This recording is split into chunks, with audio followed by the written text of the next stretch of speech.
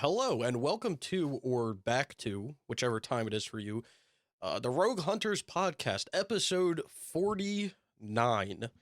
I am joined here this week with Brian What up? and the Waves, Yo. with myself being Snickle, the perpetual host. I want to apologize, guys, beforehand. I've been kind of sick the past, few days, so I probably sound like shit, but here I am. We've got some You know good what they say, Snickle? What's that? Excuses are the nails that build houses of failure. Well, I'm failing. I do have one question. What's that? What are me weeds are going to do when there's like a week you're not here? Are we not going to just talk and have a host? We're just going to go through the topics like in 2 minutes and be like, go on. You're just It's gonna be a 2-hour silence since we don't have the host. You know? No, this is how it'll go. This is how it'll go, right? So it'll start. You got to give 5 seconds of no, silence. And then Brian says, hey. And then 2 seconds later, Wave says, hey. And then, silence until you talk about your trophies. You could just... the game I've been playing. Yeah, you could be like, hey, thanks, Nickel. All right, the games that I've been playing this week. And people are going to be like, bro, what? Is he talking to a ghost? What's going on here? we should do that one day.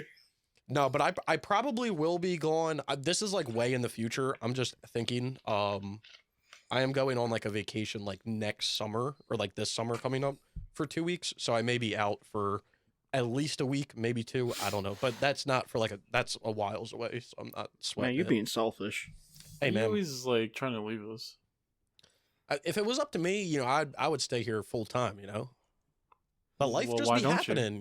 Life be happening sometimes. We need to get paid more to be able to do this full time, Waves. You know that. That's One day Snickle will pay us. I wish we were getting paid anything. We're doing this shit for free. I know. I get a pat on the back. Good job. Right? Snickle not even giving me the breadcrumbs of the fucking Crunchwrap Supreme I anymore. don't get shit. Hey, maybe one day we'll be eating Crunchwrap Supremes every night, but it ain't today. Let me just put that out there. I just need to win the lotto and I'll buy the trophy house. Hey, man. I wish. I Any wish it day was that now. easy. Any day now. Exactly. Support the Taco Bell Fund on Patreon. I can't wait till that day comes around. But That'd be dope. We get sponsored by fucking Taco Bell. Hey, man, anything's possible, I'll gladly drink a Baja Blast every day or every time we do this, Anything's possible when you're high off crack. That's true, too. It's almost like you have Crack. superpowers. There's nothing wrong with crack. It's just a little whack, but, it'd be what it be. I never implied there. Remember, kids, do drugs. Wait, you cut out there. Did you say do or don't? I don't know. Okay, well, editing glitch. We're not liable for anything, editing glitch. We got some good topics to talk about this week. We're going to be talking about Forza Horizon 5, which I wish was on the PlayStation, rip. Rockstar, and, the never-ending topic that always comes up every single podcast, Assassin's Creed. Okay, in my defense with this one, I ran out of topic ideas. Me and you were talking about this earlier this week, Snickles. I said, fuck it, let's talk about it now. It's fine, man. Yeah, I mean, everyone knows that's my favorite franchise, so I'll talk about it as long as I need to. But any articles that we discuss or anything will be linked down in the description below, timestamps and stuff, so you can hop around. And there's links to all types of other things in the description below, our socials, Twitters, Twitches, YouTubes, all that other stuff. The Rogue Hunters. Yeah, I wish.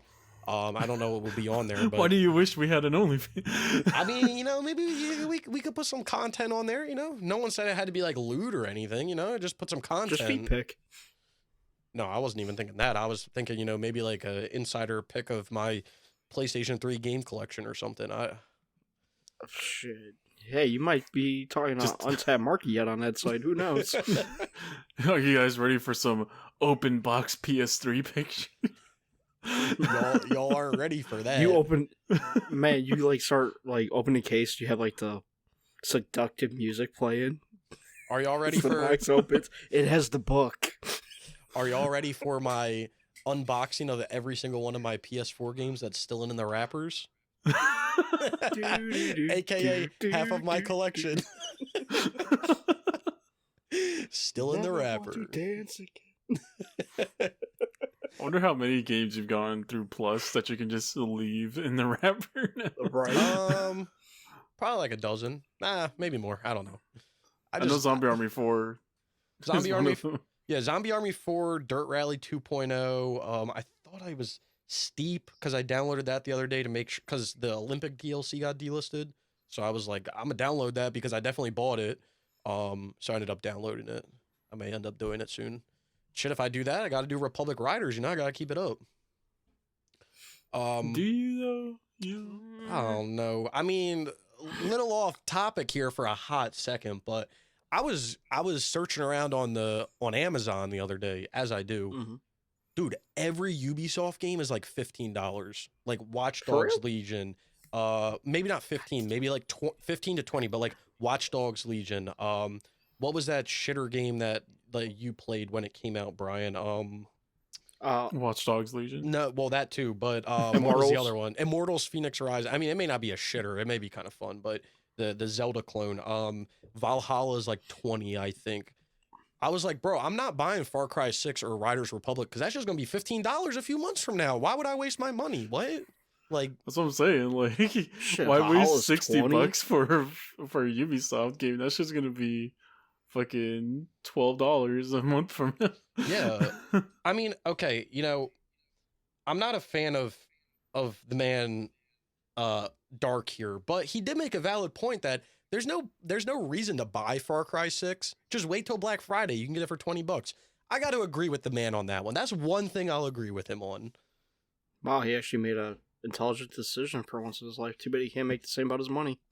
Well, I was gonna say he made other people make an intelligent decision, but not him because he bought it for 60. He honestly, he probably bought the steelbook, so he spent 120. But you know, Must have came with that WWE Champions pack. yeah. Well, you know, that's where the money be going. But links for everything are down in the description below before we get too far off topic here. And if you guys have any topics, any questions, anything like that you want us to discuss or answer, you can leave them in the comments below this video. You can tweet at any of us. You can tweet at Rogue Hunters any way you want to get in. Go to the Discord server, however you want to get in contact with us and ask the question there. We would appreciate it. Anyway, with that being said, we got off topic in the intro. I think that's the first time we've ever done that. Let's You're talk welcome. about. We had to, you know, it was inevitable. Like it was gonna happen. Let's talk about the infamous topic that we always talk about: games we've been playing. What have you been playing, Waves? What have I been playing? Yeah, what have you been Oh, playing? damn, he gets to go first again. Oh fuck! I get to go first this time. Yeah, I did Again? it because You went, that's back to back. Holy shit. I knew he wasn't paying attention, so Oh, see, I have my PSN profile all ready to go. I actually came prepared for work. You think I don't even come prepared for my real job. You think I'm gonna come prepared to this? Well, I don't come prepared for my real job. I come prepared for this. This is more fun. that is facts. Yep, get it clear. Gotta get ready. I played nothing. That's what you. That's what you do. That's what you do in front of the class before you're about to present, just to like waste time. Just clear my throat. Hold on, the timer's going, right? The timer's going. Make sure the timer's going. I'm talking right now. Well, you guys, I've been playing some game. That's good. That's technically 2 games, That's good to hear. but on PSNP it is 1 game. That's sad to hear. Castlevania Symphony of the Night, Rondo of Blood, and Rondo of Blood. How I are finished up Rondo of Blood yesterday. Got the No. 100% and all the trophies relating to it. Nice, Hell nice. And now I'm just playing through Symphony of the Night. Are you enjoying the game?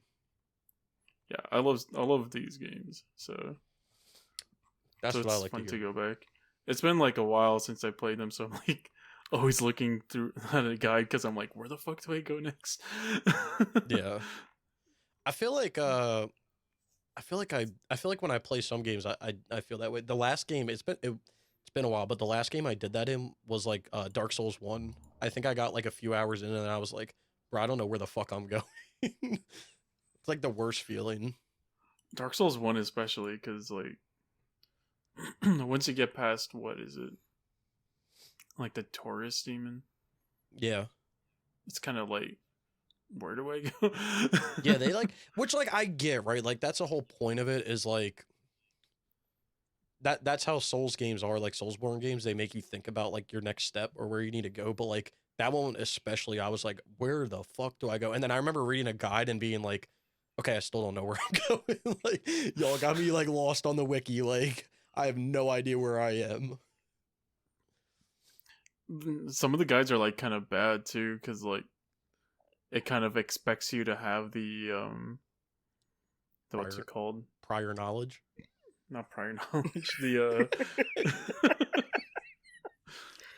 The what's it called? I can't think of it right now.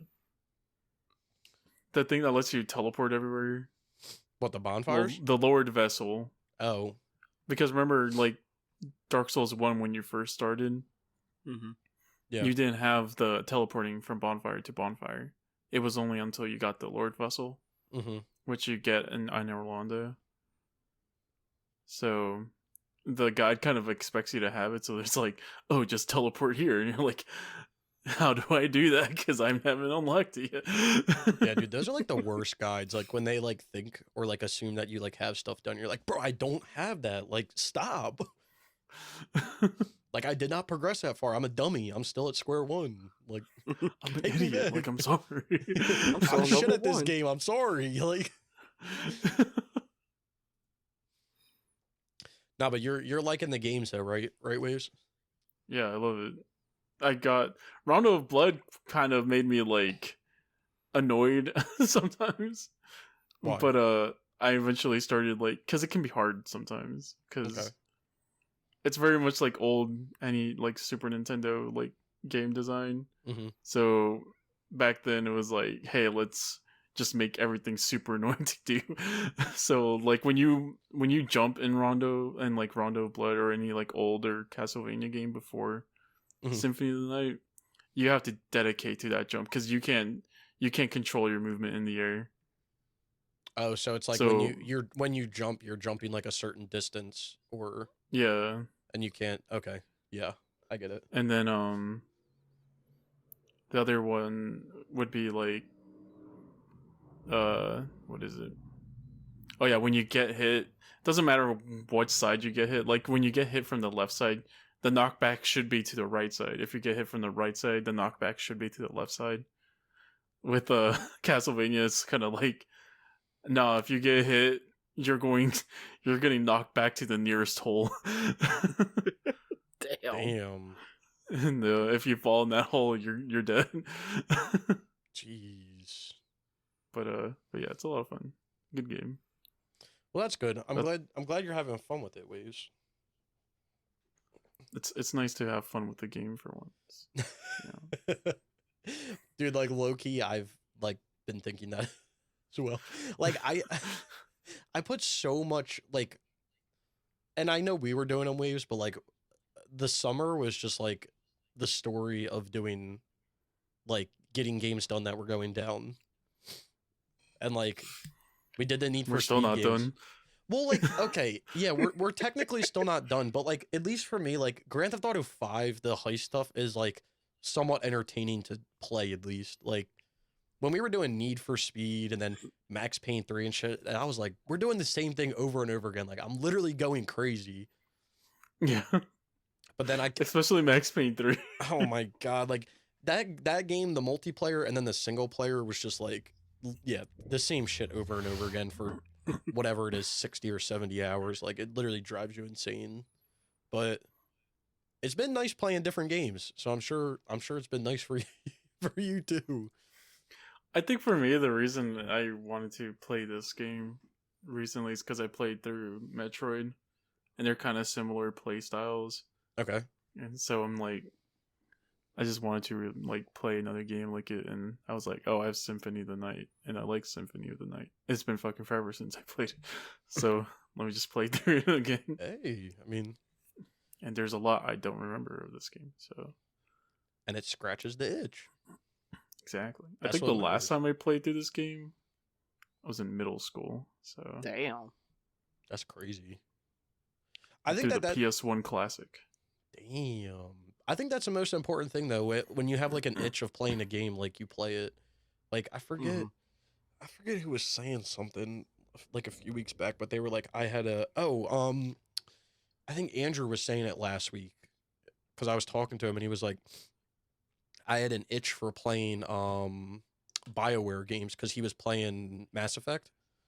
Mm-hmm. And then he wanted to go play like Dragon Age and stuff. And I was like, I feel like when you have like an itch to play a game, you should definitely play it. And like, if you get burnt out with it, just leave it in the dust for the time being. Like, you don't have to finish it.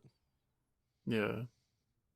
Because, That's why, like, I didn't finish up, like, Lost Judgment, like, platinum-wise. mhm. But I'm gonna go back to it, but right now I'm just having a hankering for this, and all the grinding that I'm gonna have to do to get Lost Judgment done. Like, I don't want to do that right now. Well, again, if you don't have like if you don't have like that itch to play it, and if you like force yourself to play it, then you'll just like resent the game. There's no point Yeah. of doing that to yourself. I mean, that's kind of how I feel about like Max Payne 3. Like, I played it at first and I was like, this is cool. And then like, you know, on my fourth or fifth playthrough, I was like, yeah, I'm tired of this. Like you had me the first few playthroughs, and I honestly I should have just put the game down, but since I was so close, I was like, that's like the weird dilemma. I think that's true with, like, anything, right? If you force yourself to do it, you're not gonna want to do it. Yeah. No, yeah, I completely agree. That and people I hear a lot of people that say that about like when they move to do like social media or whatever or be like an influencer online, there'll be people that will say that where they'll be like, "Oh, well, once it was fun when I was doing it as a hobby, but once it became my job, I like resented it." And it's like, well, you can't think about it in like a job aspect then, even though you kind of have to, but Mm-hmm. Well, when it literally is your job, yeah, you have it's kind to. of hard to. Well, and I look at it in like the from like a trophy perspective. You know, there's dozens of channels out there that will upload trophy guides on like brand new games, like the newest games that come out. And I've always told myself, and like if you do that, that's an easy way to get views, right? If I made a how to Mm-hmm. platinum on Far Cry 6 the day it came out, that would be the easiest views. People would watch it, obviously. But you guys know I don't make those videos unless I get the platinum because I just have to. But I don't know. I just feel like when I make videos, like I'm making them on stuff that I want to do at that time. And if that game is 2 years old, 2 months old, 2 days old, 20 years old, like whatever it is, like I'm gonna make a video on it. And I just feel like when people force themselves to do certain things like that, it's just like that's how you definitely burn yourself out. Yeah, you're hurting yourself overall Yeah. than anyone else at that point. Like, that's why, like, I had one friend, I forget what game he was playing, but he was just not having a good time, and I was like, just put it down for a bit. Yeah. Like, it's good to just, like, leave some games sometimes, and then Mhm. maybe come back to it Oh, later. yeah. It definitely is. Yeah, because, like, because I've had, like, some games where I absolutely loved playing through it, but then when I went for the platinum, I, like, once I was done, I never wanted to touch that game again. Mm-hmm. And that's usually because I forced myself. Like, Control is I probably would have liked Control more if I didn't force myself to play through it. Yeah.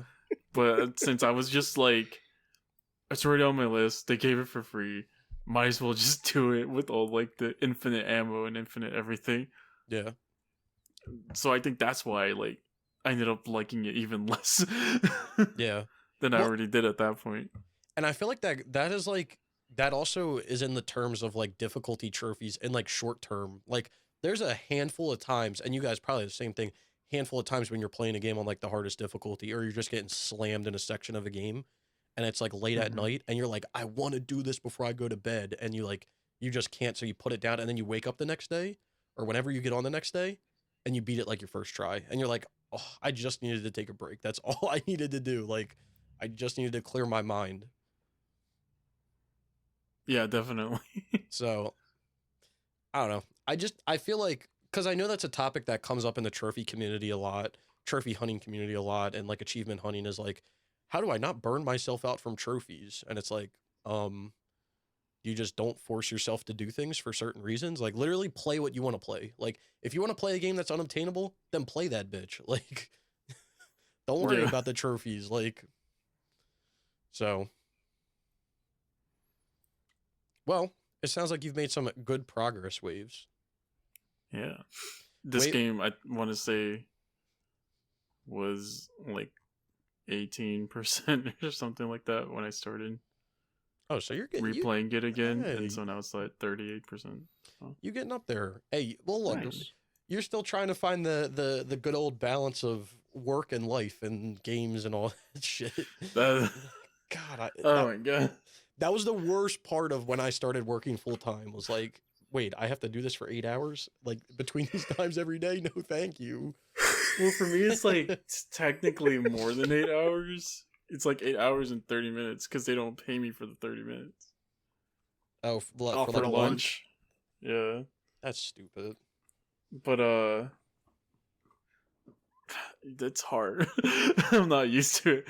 I guess it's the bad thing is, you know, I went from having all the free time in the world to having like basically none.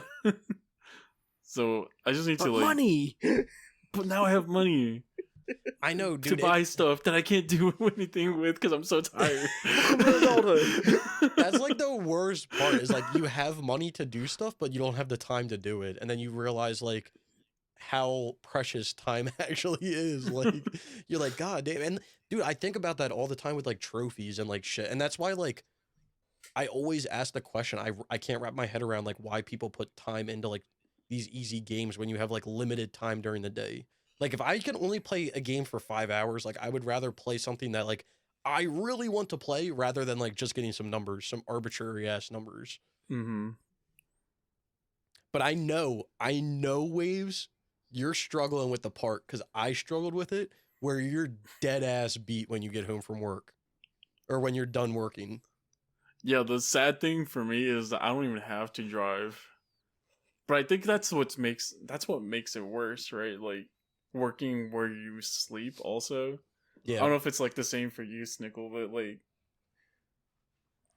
like I'm just halfway through the workday. I'm like, man, that bed looking real nice right now. Well, I do have that thought, but the good thing with me, which I totally understand why it sucks for you, is I can have that thought and actually do it because I have the flexibility of my work schedule.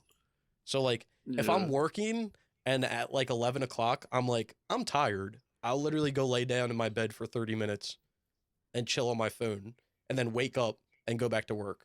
And like, if anyone calls me like, or whatever, or like, you know, message me on Teams or whatever, like I obviously respond, but like, if I get like the urge to just like chill for a second, I can. Or if I get the urge to like play a game for an hour, like I can. I just have to make that time up somewhere else, whether it's the end of the day or the next day or the day at, like I can make that time up whenever. But if I couldn't, I can't do that. Yeah, I was gonna say if I couldn't, dude, that would be bad. I understand, like I understand it. And when I got my full-time job, when I was going in, because I was obviously it was like before COVID, but like when I was going in, dude, I used to come home dead beat and I would fall asleep until like 8 o'clock at night sometimes. I think I'm gonna do what you told me to do, get some like energy drinks or something. Yeah. To just make sure I don't die like once I'm done working. Cause like I shouldn't be tired, but I am tired. Cause I just am. Like I was used to like having naps and stuff. Yeah, even if you get like a full night's rest, like you're still beat when you get done. And like that's what I started to do was I would drink an energy drink at like 2 or 3 o'clock. Like basically like when my day was kind of winding down. And then by the time I got home, I was good. And then the other thing that I started to do later on was like then I started working out at night after work on like Monday, Wednesday, Fridays, which then helped me on my Tuesdays and Thursdays. But I still would not want to do a damn thing when I got home. So bad. Like, I'll go to sleep and by the time I wake up, it's like, oh man, I have to go to sleep or else I'm not going to wake up for work tomorrow. Yeah. And people won't understand unless they like do it. Like Brian is probably the same exact way. Like it's just not enjoyable. Well, especially for me, the last 2 Saturdays, I've gone off work at midnight, and then I was back at work 5 hours later for another 5-hour shift. See, I don't know how you do that. I was gonna say I know you work later at night, so you can game a little later and then wake up later in the morning. Luckily, like with my job, I have that flexibility to do that. Like, because I am 100% like a night owl. I could stay up all night, but I hate being awake when the sun comes up. It makes me feel like shit. I don't know why. I usually try to go to bed about 3 a.m. Yeah. And then I'm usually up about 9, 10 a.m. Yeah, I've been trying to get to sleep by like 2. But like if I don't sleep good, I can wake up, log in my computer, and then take a nap. And then just make my time up later on. Because even when I got hired, like my bosses and stuff were like, if you feel like working at 3 o'clock in the morning, then sign on and work at 3 o'clock in the morning. Like, I don't give a shit. Just get your 8 hours in. And I was like, say less. Like, that's what I like to hear. Yeah. That's how I wish my job was kind of like, because like that's what I'm used to. Yeah. Like from school and stuff. Yeah. I'm such a night owl also. Like I hate being awake during the day. Well, what was it this Saturday since I went in? I only got like 2-3 hours of sleep. And my company bought us breakfast, and they're going around, they're like, oh, what do you want? I'm like, whiskey. And they're like, what? I'm like, whiskey. They're like, we can't get you that. I'm like, why not? You asked me what the hell I wanted. They're like, you're running the machine. Just don't give me 4 of them. I'll be fine. They're like, no. You want anything to eat? I'm like, no, I'm good. Yeah, it sucks. I used to, and when I was in high school, I always worked when I worked where I worked before. I always worked like night shift. So I was always sleeping long in the morning and working at night. And it's like, I feel like I'm still doing it now at times. But I mean, shit, there's days, you guys know, there's days that I'm working till like 3 a.m. sometimes just because, like, we have to just get shit done. So it'd be what it be. But see, the thing I want to get down is, because I'm about to hit my slow season at work. We just had a few big jobs that are due this week, or this coming up week. But I really want to get, like, doing the streaming during the day or in the morning, go do my 8 hours, then come home and I play games and make videos for the Rogue Hunters channel and my channel, and I want to get like a schedule down on to get shit done. Yeah, that's another thing for me is like I don't know if I should say it here actually, but let's just say like I'm not gonna be where I'm currently at for that much longer. He got stuff in the making, and like because I want to like I guess it's more this is like a more personal thing, but like for my thing is like I want to go back and like work on my portfolio and stuff, like to get a job in the game industry, and I can't do that with this job right now because I'm just too tired by the end of the day. And like I want to give myself like I want to get like a part-time or something, right, to give myself more time. And so now I'm gonna have to like not only juggle like working and like trying to keep up with like the trophy hunting or whatever, but also like disciplining myself that like, hey, this hour per day is, or these 2 hours per day is for you to work on your portfolio or whatever. Yeah. So yeah, I mean, that's when you just play whatever you want at the time and don't even worry about the trophies. I mean, you still obviously worry, but like not worry, but you still work towards stuff. But like, yeah, that's like that's a weird thing that I find with like making videos, because all the videos that I make, well, a majority of them are surrounded around like games that I'm playing at that time. So like whether I'm making trophy guides, collectible guides, platinum trophy videos, like a majority of my content is structured around like what I'm playing at the time. So if I don't make progress in games, then I can't like upload those videos. But then like it's like a double-edged sword, because I either have to put a shit ton of time into playing games to get them done, right? But then I don't have time to make like scripts for my like how to platinums or multiplayer guides. But then if I put time into making scripts for that, then I don't make progress in the games to like make the other stuff. So it's like I don't know. I've been trying to find like a balance between doing the both of those because I keep telling myself like I just need to spend one night a week writing the script for like an hour or two, and then one night a week editing and recording it. But like I don't know, it's even hard to find time for that. Yeah. Yeah, it's because we all know, or us three know, we want to build this channel more and all that, but we need the time to actually do it. But we also want to work on, well, me and Stickle want to work on our channel, or his channel, my channel, and I think Waves, you've been just uploading for shits and giggles too. Yeah, I just upload for shooting. Like the YouTube stuff for me, like I want to get Rogue Hunters bigger and I want to help in it, but like I just don't have time either. Well, yeah. Like for me or whatever, what I've been uploading on YouTube has literally just been like 15-second clips that like PS5 does for me. Right. And like there's like been a very few amount of like videos where I actually try to edit them and everything. So it's not like I really tried to do anything. Right, like right now, for me, I got 3 video ideas, 1 for Rogue Hunter's channel, 1 and 2 for my channel, you know? Mm-hmm. So. Yeah, it's just, I don't know, I find like that's where I find my weird complex is just like trying to balance like all of it. And like, that's one of the reasons why my streaming is like so inconsistent, because you guys know I don't like to stream games that I'm making guides for. So like I'm trying to like split up like finding games that I'm going to stream where like fuck the guide, and like games that I'm going to like actually play. And then it's now, like my question. And then it's like I got to, balance like making multiplayer guides, making how to platinums to like make actual content, cuz like I would love to put one of those videos out every week, like either a multiplayer guide or a how to platinum, but like in order for me to do that, I have to write a script a week, and that shit is I gotta do a trophy breakdown and then write a script, and it's like, oh my, it's a lot of work. Like the one question I've been meaning to ask you, Snickle, like your main audience, like for everything, has been on YouTube. Why don't you just stream on YouTube and instead of Twitch? I don't know. I thought about it, but I don't know. I guess because then you keep it one platform, but I don't know. I don't know.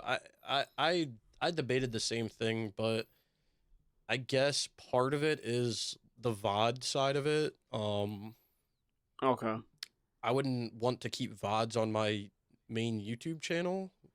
Mm-hmm. And the VODs just automatically stay on Twitch. So I don't know. I did debate that at a time of just like staying full-time on YouTube, but I don't know. Yeah, just wondering. I figured you'd probably reach a bigger audience if you just did it on YouTube, because that's where your audience is at, you know? Yeah, I also wish didn't they add something like VODs on YouTube recently? Well, like it saves it to your channel, but like I don't want my channel to just be littered with like VODs, basically.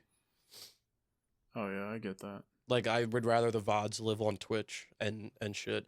Plus, the other thing is like the way that I feel, because there's a flip side to it, is that if you stream, if you're on YouTube making YouTube videos and you stream on Twitch and you have people that are showing up from YouTube or showing up to Twitch from YouTube, I feel like it's more of a you'll have more of an interaction because those people are like willingly going out of their way to find you, if that makes sense. They're not just like stumbling across your stream and they're like, oh, like yeah, I would probably get more viewers if I just hung out on YouTube, but like I don't know. I guess there is like a flip side, I feel like, to it as well. So, but I've definitely debated it. I also kind of wish that I had like 2 YouTube channels where I had a channel that I could upload guides to and then a channel I could upload my actual like content to, because I feel like when I like throw it in between everything, then it just gets kind of lost. But I don't know. I'm gonna keep doing me. You keep doing you, Snickle. I'm gonna keep Don't uploading. Let anyone tell you otherwise. I'm gonna keep uploading guides for 10-year-old games. Yeah, that's what I've been playing. Awesome, Waves. Great.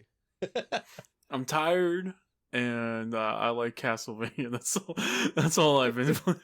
How about you, Brian? What have you been up to? Different stuff. Like what? Oh, sorry. My turn time. That's my humor for today. Let's see.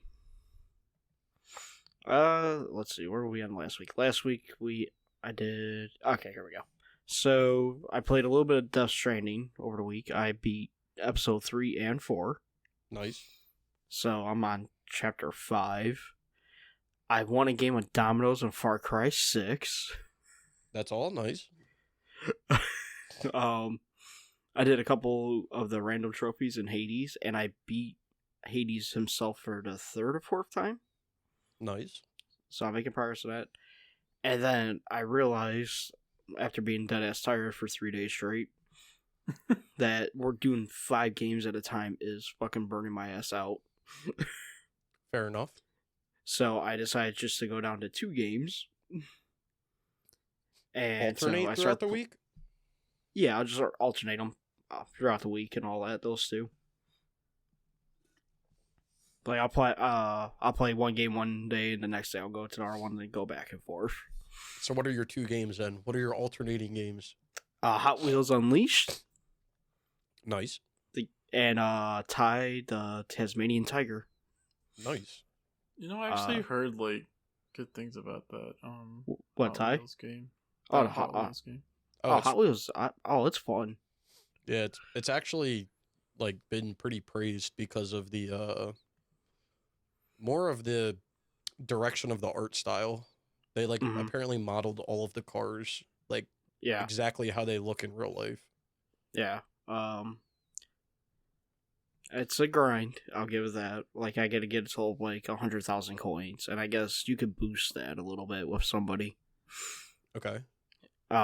So Stickle, if you want to get on Hot Wheels and help me boost 100,000 coins, you're free to come and join. I was debating it. I was actually looking at it. I was looking at it on like Amazon, but that it's one of those games that still has not gone down in price. Which I get. No. It just came out. Like I get it. Right. But I don't know. Maybe within the next few weeks, I'll pick it up because end of the month, we might be getting a little Black Friday deals going on. Hell yeah! It is and getting then to that time of the year. Mm-hmm. Yep. And plus, I mean, you could do the 3 online trophies then. True. Yeah. I should probably let me go look it up. But all right, that's nice. But yeah, I did what did I do yesterday in Hot Wheels? I opened up my 10th blind box, which one thing I like about this game, they have like there are microtransactions like to buy all their cars, Mm-hmm. But you can't buy the coins or the gear or to open the boxes or the gears. Yeah. So you actually have to grind it out, and I love that. Yeah. That's why the game I think is still sitting at. It's still it's a very rare. It's a 5% platinum. Yeah, it got bumped up, which is kind of surprising. Yeah, I was actually shocked to see that. Yesterday, a couple days ago, I saw it was like 3%. But yeah, I did a couple of that. I've been just going through the story mode, basically. Okay. And I just realized what the map was like, and I feel stupid. You remember when you were kids, you had those like those play rugs that had like all the roads on it? Yeah. That's what the map is. It's one of those rugs. That's kind of really? dope. Yeah. That's awesome. And then that shit was my favorite. Today I played Ty, and I got 16 trophies. I'm like 64% done with that game. Like because I'm just doing level by level and just getting all the collectibles as I go. Hey, nice. Bro, I love the tie games. Dude, I didn't know they put the second one on but there. I played the second one first. Wait, the second one's on there? The second one's on PS4. That's awesome. So I'm gonna have to pick that one up, but it's like $30, so I'm waiting for a sale for that one. $30? Yeah, they want fucking $30 for that. Bruh. Yeah, that's what I don't said. even think the PS2 game is worth that much. Hell no. So so I might have the Tie Platinum this week actually. Nice. I just beat the second boss in the game, and I think I only have like 3 levels left for like some of the stuff. How many is it? Just one playthrough? Like, what's the? Pretty much one playthrough. That's all. Nice. But it's over 500 collectibles. So. Well, got to make it interesting somehow. Yeah, but I feel like this is why I'm not going to get hopefully I don't feel burnt out just only doing 2 games. Then, if I do get burnt out, then I'm just coming back to just 1 game at a time.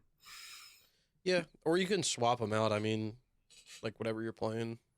Exactly. Yeah, I'd say just do like whatever game you're playing at the time.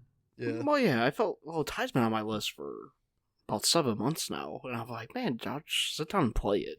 Because I remember playing it on the PS2 back in the day. Yeah. I remember like telling people like way back in the day, like, if you're gonna do like a rotation of games, like always keep like a certain genre, like always keep one of every genre. Mm-hmm. So like always have a racing game, always have a third person adventure game, always have a first person shooter, always have an open world game. So that if you get like tired of the open world game and you want to play a racing game, you have that, you know, you can kind of move around. Yeah, you think about it. For a shooter, I got Far Cry 6. And open world too. Yep. Open world Death Stranding. Yep. Roguelike Hades. Yep. Racing Hot Wheels and platformer Ty. Yeah, you got the 5 games there, so. And technically, I never got to restart Resident Evil 7, so I do technically add horror in that too. So. Yeah, I mean, just don't get burnt out. You know, easy. Yeah, but I'm probably just gonna be sick with Hot Wheels and Ty. No, I'm just fucking around. That's mean, but no, I don't be tired. Easy. Yeah, easy. Just don't close your eyes. Like, it's pretty easy. Yeah, exactly. And then yesterday, non-trophy related, me and my buddy hung out and we played the new Mario Party. Hey, nice. Did you like it? It was fun. They actually I remember playing it on the N64, the very first Mario Party. You know. Mm-hmm. And the way they remade a lot of those like mini games is really nice looking. I give Nintendo props for that. It looks really good. Yeah, Nintendo been a hit or miss recently. Yeah. Sadly. Damn. Well, progress. That's crazy. Oh, yeah. Look at us. Yeah, little bit. Video games. I know. Isn't that crazy? But that's all I've been playing. What have you been playing, Snickle? Yes, Nicole. Tell us about this Twisted Metal. No, I've been playing a shit ton of games. Well, more than usual. So, after the podcast last week, I finished up the Ghost of Tsushima Iki Island stuff. Nice. Mm-hmm. So I got that back to 100%. I want to make note because Waves cursed me. I put a tweet out after I finished Iki Island, and I said Assassin's Creed Valhalla and Iki Island, both 100%, and Waves responded something like, not for long, and then literally the next day, Valhalla for now. Literally the next day, Valhalla got a DLC that's coming out this week. I was like, Waves, what the fuck? God damn. So now I gotta go play Valhalla again. Like, yeah, did not age well is right. But yeah, I finished Iki Island. Really enjoyed it. I low key kind of want to play Ghost of Tsushima on the PS5, but I'm gonna let it, let it sit for a little bit. Let it simmer for a while. Yeah, I'm gonna let it soak in for a little bit. And then randomly out of nowhere, well, I had it on my PS4, but I was like, I should probably do it. I did the one DLC in Minecraft that required the second trophy set, expansion 14. So I did that, took like 15 minutes. So I have Minecraft on the PS4 done technically again. And then after that, I finished up Max Payne 1. I think I needed 2 more trophies in it last week. I can't really remember. I think I had to do New York Minute and then the hard boiled mode. So I did those both on stream on like Monday or whatever after the podcast last week, or Tuesday. What day was it? I guess technically Monday night. And then after that, I started a stream game. And I got more stream games coming, but the stream game I started was a phenomenal game called Beyond Enemy Lines Remastered Edition. And It was an experience to say the least. I was gonna ask you about that because, granted, I haven't been able to go into streams that much lately. Mm-hmm. Right. But the one time I go into the stream, I see you playing this shitter ass game where you can't even go up the fucking ladder. What the fuck is this game? Yeah. So I have a few games that I am definitely just going to play on stream, and this was one of them because it was a shitter game. But yeah, there's a trophy for like riding a zip line, and I saw the first zip line in the second mission, but of course I had to climb a ladder. And my character would not climb the ladder. And I sat there for like 5 minutes and I was like, I cannot climb this ladder. Like, there's an interact button, quote unquote interact. It lets you like open doors and shit.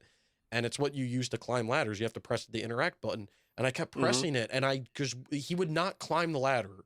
Like, that was the biggest enemy in the game, was the fucking ladder. Like, I could not figure out how to climb that thing. So I skipped it, and then I hit a zip line, and like I think it was called the bridge or something. I don't remember. Bridge crossing that had a zip line in it. You also had to climb a ladder to get to it, but that ladder worked. So, I got that later on. But yeah, I mean, it's just a shitter game. I mean, they made somehow this game got a sequel, so I'll be playing that on stream shortly after, maybe tomorrow. I don't know, but it was it was an experience to say the least. So you're saying this game is like a remaster? So like, is it a remaster of a PC port, or was it on PS3? I guess it was on PC. I don't know. So it's funny because the first one is called Beyond Enemy Lines Remastered Edition, and then the second one is just called Beyond Enemy Lines. It's not remastered. So I don't know the story behind why the first one is technically remastered, but it includes the base game, and then it also includes the DLC. So you get a trophy for completing the original Beyond Enemy Lines campaign, and then you also get a trophy for completing the Operation Arctic Hawk campaign, which you can beat that with your toes. I don't know. It's funny because I always talk about like playing shit games just to like appreciate the good ones, and this is definitely one of those. Like, this game is supposed to be like super like simulation realistic, do things stealthy or blah blah blah blah blah. You can literally run around with an AK and shoot someone from like 5 million miles away and like snipe them, and then no one knows that you're shooting a gun. But then, God forbid, you step like a centimeter too close to an enemy and they can hear you. Like, regardless of which way they're facing, regardless that you're like crouched and like supposed to be stealthy, they hear you. Like, I don't understand. Everything about the game is broken, but you can play it in a way that makes it easy. So, it's a fun experience. It sounds like it. It looked like a fun one. I would suggest everyone to pick it up if it's on sale. I think it's kind of expensive, so I would wait for a sale, but it's interesting. I'm not gonna lie, the concept behind it is cool, but like execution, like, ain't it? Do you remember at what price you bought it at? I want to say I bought it as a bundle, and it was like maybe I didn't get a bundle, I don't know. Maybe $10 a pop on sale. I mean, that's not that bad. Yeah, no. I mean, it's not awful, but playtime is very limited. You can beat it very fast. I didn't really know how the game played going in, so I was trying to play it kind of stealthy, but then I realized like that I can, shoot an RPG and no one knows what's going on, and it's not in the game. But like, you can literally shoot a gun that's not silenced, and like no one knows what's happening. There's no like alarm systems in the game. There's none of that. Like, this guy's over here, there's a guy to your right, and there's a guy to your left. If neither one of them saw you and you shoot the guy to the right, the guy to the left does not hear what's going on. Like, regardless of what kind of gun you're using, like, silenced or not, he does not hear you. And like, the funny thing is, if you're out of range of an enemy and like they haven't spotted you and you shoot them, they'll turn to you, but they won't shoot you because they still haven't spotted you yet. technically, so they won't fire. So they'll literally look at you, but you can just kill them and they won't shoot you. So it's phenomenal. Phenomenal gameplay. So I'm hoping the second one is the second game. The second game is $30. Yeah. Would not suggest that price. And the first game's 20. Would not suggest buying it for that price either. Like, those are both appalling prices for these games. But if they're on sale, pick them up. Yeah. I don't know. So, whoa, what? Hold on. What? So the company that, or the company that published this game, Polygon Art, they published a game called Taxi Driver: The Simulator. It looks just like it. And it's only 6 trophies. Huh. Welcome your first passenger. Reach the destination for the first time. Run over red light. Traffic violation accident. Have 10 accidents. Run over 10 red lights. Oh, damn, Snooker, you get this in like 2 minutes. Yo, I love how someone made a full trophy. Like, this is the shit that pisses me off. Someone made a full trophy guide for this. Like, what are you guiding people to? Like, my dog could get this done. 5-minute completion. What the fuck? Someone did it in a minute. What do you mean 5 minutes? Get out of here. But, yeah. Beyond Enemy Lines, I would suggest picking it up if you want a shit game to play, but do not pay full price for it. Now the question is, are you going to do Taxi Driver? Is that on the store? Let me look if it's on the store. Hold on. Oh, You gotta do all the Polygon Art games. exactly. It's probably like on the EU store or something stupid like that. So hold on. What's it called? Taxi Driver? Yeah. Yeah. Oh, I butchered that. There it is. Oh, here I it is. found it. $15? Oh, you're fucking high. Hell no. Hell no. All right. Ain't spending $15 on that. That's like Features 4 realistic taxis, realistic driving, a well-animated and detailed city, dynamic day and night cycle, realistic simulated traffic. Yeah, that's bullshit. That's like people who keep telling me like, oh, you did Beach Buggy Racing 1, you better do the second one. I'm not spending a nickel over $10 for that game, okay? So don't at me. Christmas present, everybody. Shh. Nickel, you gotta just do it, you know? Don't at me until it's under $10, okay? I don't give a shit if it's on sale right now for $12. I'm not paying. If someone wants to give it to me, sure. But I'm not spending a nickel over $10 for that. It's $12 right now. Yeah, and I'm not buying it.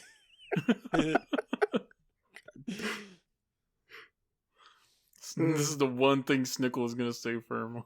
I will not spend over $10 for that shitter of a game. But yet the Hot Wheels booster pack for it is $10. Yeah, they lost their damn mind. They lost their everlasting mind. Watch, this man's gonna come at us tomorrow with the. So guess what I bought? No. He's like, you can't tell nobody. Shh, no, I'm not doing that. Hell no.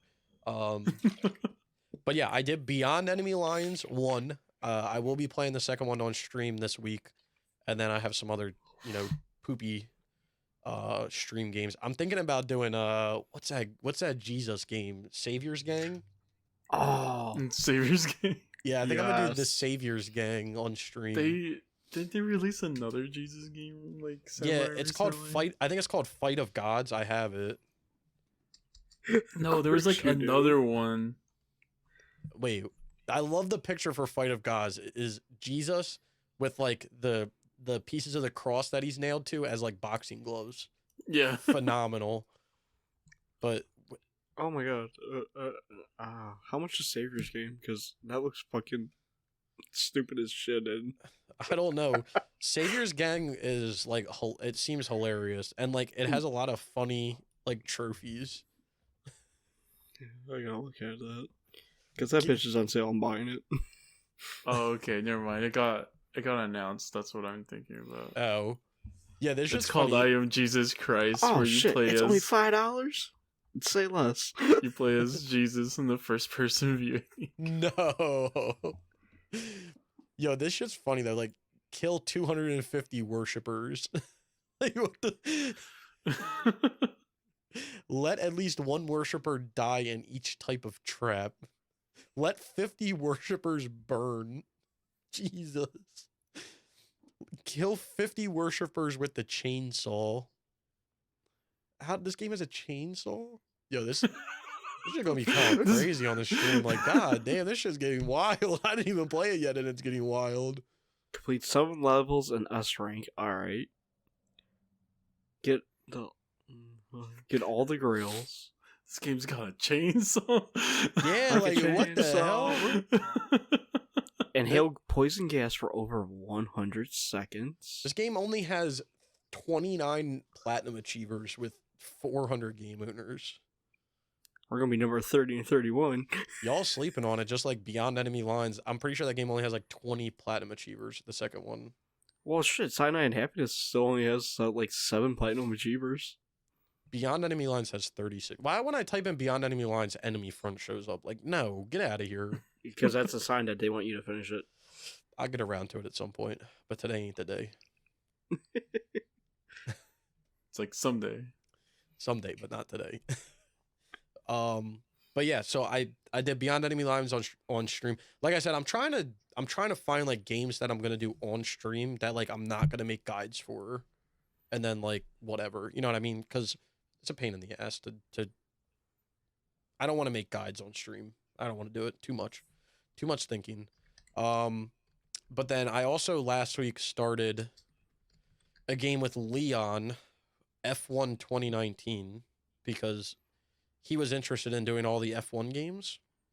And let me just say, this game's a real shitter of a game. Have you called them dead weight yet? No. You don't even have to like race in this game. This is what you do in this game, right? You load into the race and then you press the pause button and then the game races for you. Easiest shit ever. You don't even have to do anything. Really? Yeah, you literally don't even have to play. Like, the easiest shit ever. But we finished a few things. I need to hop on and do like some weekly stuff because it has like weekly tournaments and things that you have to do. But there's a trophy for reaching level 50, which sounds bad, but it's not that bad because you can self boost it or whatever.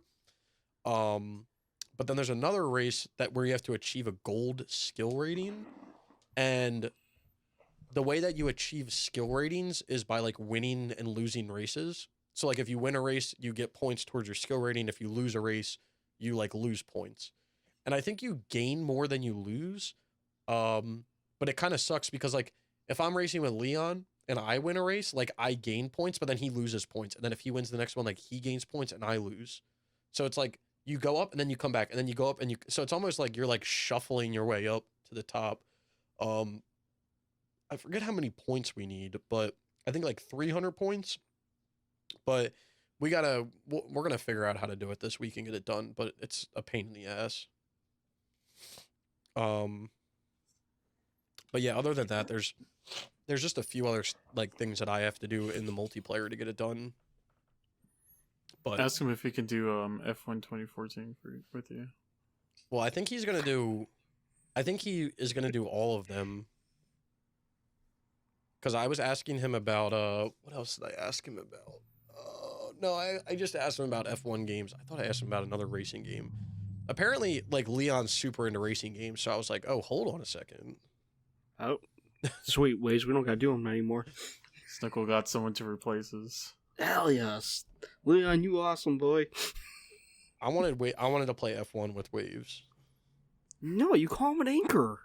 Why would I play with you after you disrespected me the way you did? What do you mean? That was a positive compliment. How's that a fucking compliment? Because, like, the anchor be keeping the ship in place, It'd be keeping it stable, Man, you're trying too hard now. It keeps you stable. That's what Tim the Tap Man said. Yeah, he gave that inspirational speech about that shit. It made me, like, laugh. He was like, you always have a friend that's on the bottom that just takes the blame for everything. And he was like, you are the best player on the team. Damn, am I the anchor then? Shit. What? Hey, Maybe I'm the anchor, you know? No one ever knows.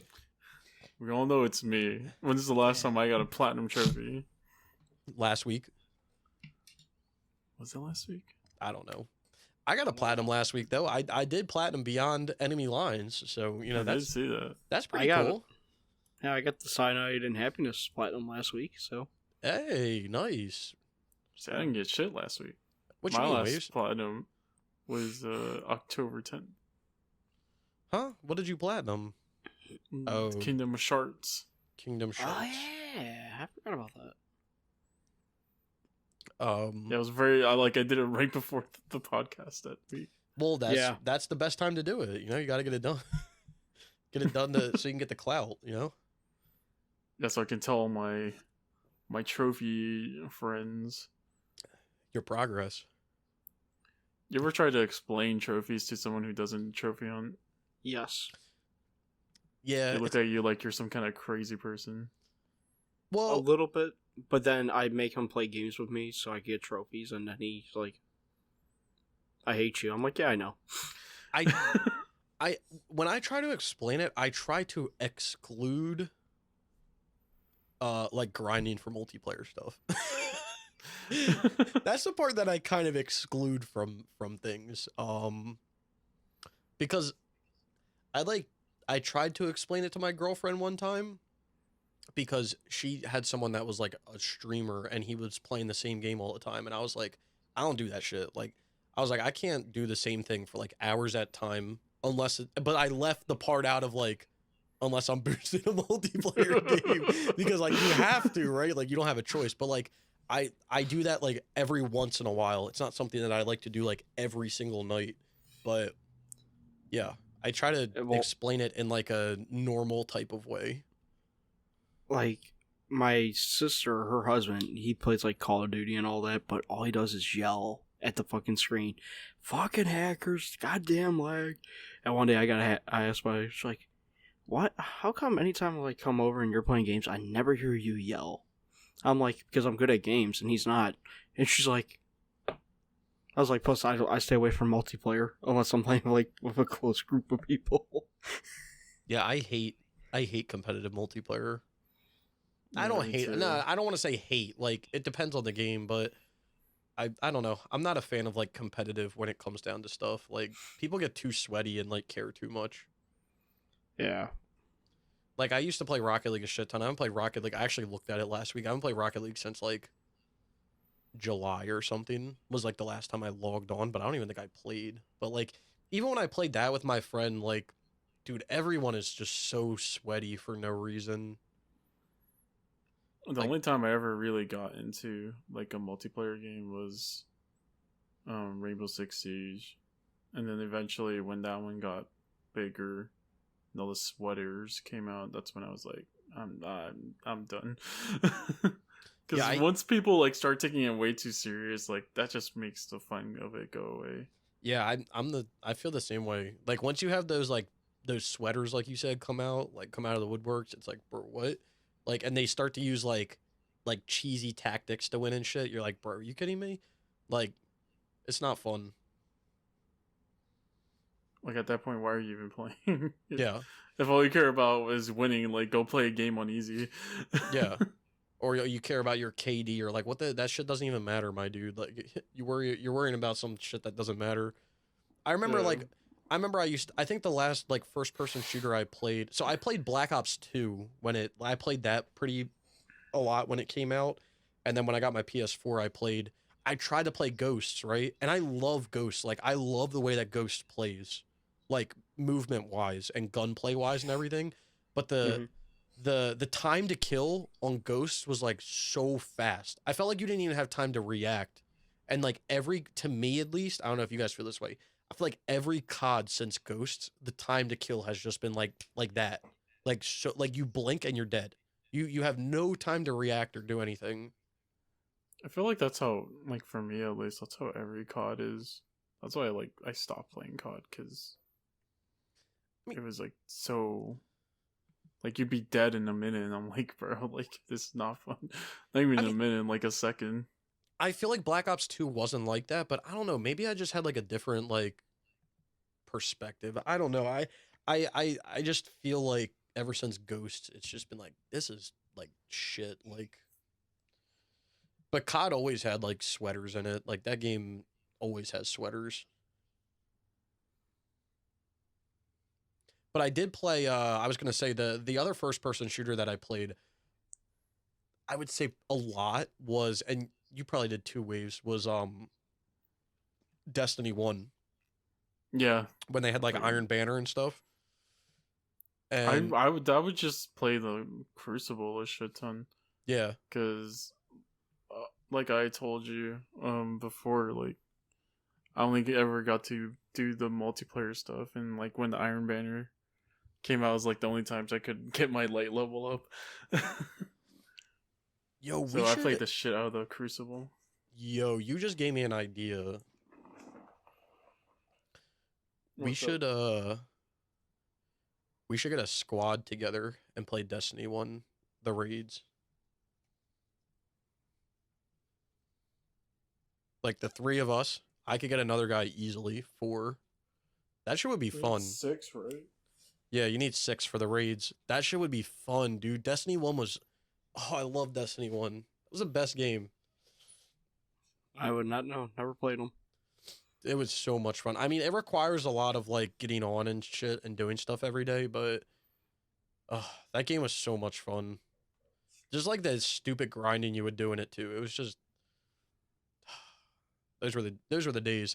But I will say the one thing that I hated about Destiny 1 when cuz I played the PvP in it like Iron Banner and stuff was they always were putting updates out for the game that would change the way that weapons worked.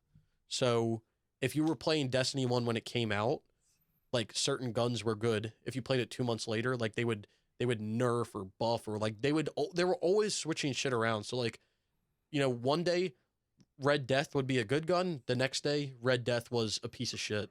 One day Thorn was good, the next day Thorn was trash. Like they were always updating guns and doing shit that would always mess with the game. And it was like Thorn was good for like the longest time. It was Yeah. until like literally the end when it started being bad. Or like Hawkmoon was the same way. Hawkmoon was always like Yeah. an OP ass gun. When you heard Hawkmoon shooting in a PvP match, you were like, I gotta go. Like, get me out of here. Like, I can't put up with this. Or like, what was the other pistol? Oh, there was another pistol. It was like a 6-shooter style. It had like the Western The animation. Fan the Hammer one? No, what was it? There was like Fatebringer, which was from the raid, but there was another gun. I can't remember the name of it. I haven't played this shit in a while.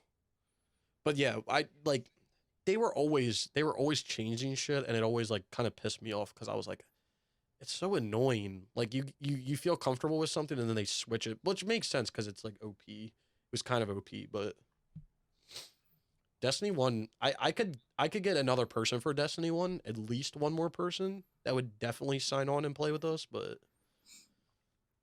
Well, that if shit we can was- ever get Almighty to be alive again, I remember him saying he wanted to finish it. hey, that would be 5. That game was so much fun. I'll download that in a second and play it. But yeah. The last game I've been playing this week, and the game I've probably been putting the most time into, I've been putting guides out. I have a few more trophy guides that I'm gonna put out in collectible guide for it, but it's Twisted Metal Black. I'm having a lot of fun with the game. So the game doesn't have a lot of content when it comes down to it from like a story perspective. It only has 8 levels that you play, and the levels take like a minute or two each. But I will say the most interesting thing about the game is you have to play. There's a trophy for unlocking someone called Minion, and the way you unlock them is you have to beat the campaign with each vehicle, I guess, in the game. So you have to play through the game 14 times. There's 14 cars, which sounds like a lot, but the story only takes like 20 or 30 minutes to get through. But the most interesting part is every vehicle you play as, you get like there's a different story behind each character. So it almost like every like cutscene I watch, like I actually want to watch it to like understand what's going on, because the whole point, I mean, you probably obviously know the whole point of the game is like Calypso is giving like redemption to these people to like help them figure out why they got where they are. And it's just interesting to hear like where they came from and then the truth behind it, and then like the solution to it, because there's a solution given for most of them. So it's kind of interesting. Is this your first time playing through Twisted Metal Black? Yeah. Oh, it's such a good game. I Yeah. played the shit out of it when I was a kid. I want to go back and get that platinum eventually. Well, it's just a 100%. You know what's weird? Yeah, 100%. You know what's weird about Twisted Metal Black? I didn't know this because Twisted Metal Black and Twisted Metal were the only ones that I played. Mm-hmm. Twisted Metal Black was actually like a reboot at the time of the game in a way, because the ones before that weren't as dark as Twisted Metal Black is with its characters. They were very much like goofy, like almost cheesy, campy characters. Corny kind of. Yeah, corny like kind of characters. For Twisted Metal 1, 2, and 3, and then Twisted Metal Black was them like kind of revitalizing it and being like, let's make this dark as fuck or whatever. Yeah. So it's pretty cool. I think the dark side definitely is like, I would love for them to like, even if they ported like the first 3 just to like experience them. But I kind of like the dark side of it. Like I said, like, and I didn't know you played it, Waves, but like the whole like backstory between stuff is like so interesting to figure out, like even though it's very like, it's very short, like the stories that you hear, it's just like very dark and interesting, and like they don't hold back from the darkness. Like there's some crazy shit and like outcomes that come out of stuff. Have you done the doll face one yet? No, I'm after we record this, I'm probably gonna try to blow through the rest of them. I'm on who am I on right now? Hold on, I'll figure out who I'm on. I don't remember much of the other ones, but the one that I always remember is the doll face one. I think I was on I did Crazy 8. I forget. Hold on. I have it on my PlayStation. Let me figure it out real quick. Oh, I didn't start it. I just finished Crazy 8. So I'm going on to my next playthrough. Let me make sure I'm saying the right thing. Because when you do the port stuff, they actually are like, what memory card slot do you want to save this in? But so I just did Crazy 8. So the next one I'll be doing is, let me go through. I'm doing them like sequentially in the menu. It will be Spectre. Okay. So, and I have all of the characters unlocked other than whatever the last one is that I mentioned, Minion. So yeah, tell me when you get to that point, because the story of the game gets pretty interesting once you unlock that guy. Dude, it's so interesting. Like such a good game. I hope, I know that they said it like a while back, but I hope that like them making a Twisted Metal game is true. But at the same time, I feel like if they do it, it's not going to be like dark. I feel like it needs to be dark, but it won't be. I feel like it's not going to be. If you're expecting something like Twisted Metal Black, I don't think it's going to be like that. No. I mean, I wouldn't expect it like that, but I think what's going to be like, it's more like, I think it's already known that's going to be a free-to-play one. Because I think that's what the rumor says or something like that. And that it's going to play similar to that one game that first came out on the PS5. Oh, Destruction All-Stars? Yeah, because they were making it. I mean, that would be dope if you had like, because I know that like Twisted Metal has always been split up into like vehicles and characters. But I mean, I guess that would be kind of cool. Kind of. I just don't think there's going to be that much of a story aspect to it. Yeah. Like, obviously, there's a lot of like games that are multiplayer and have like something of a story. Yeah. But if you're expecting like a full-on story from it, like the way you're getting it from like Twisted Metal Black, I don't think you are. Yeah. I hope I'm wrong, because those stories in Twisted Metal Black were good. Yeah, I hope so too. But I don't know. I find, for me, like you said, like the stories are the most interesting part of the game. Like the gameplay is, typical. It's not anything crazy. Like it's definitely unique because not many other games play that way. They didn't play that way back then, and they don't play that way today, like car They combat. especially don't today. Yeah. Yeah, there's no game, like the only game that I can think of that's like anywhere close to the way it plays, other than the Twisted Metal reboot that they did, is like, I would say probably Mad Max is probably like the closest thing that you'll get to like car combat that Twisted Metal is. But yeah, I mean, it's fun. Like the car combat's fun, but I find the backstories to be even more interesting than the car combat. Yeah, tell me when you get Doll Faces was good from what I remember. I'm interested and tell to me do once you get like the last guy, because his is interesting. I'm interested to do Dollface. I'm interested to do Sweet Tooth. Who else? Those are like the two that I'm interested. I just did Crazy 8, which is the guy that has no eyeballs or anything, and his was like, when you see his face for the first time, you're like, the fuck.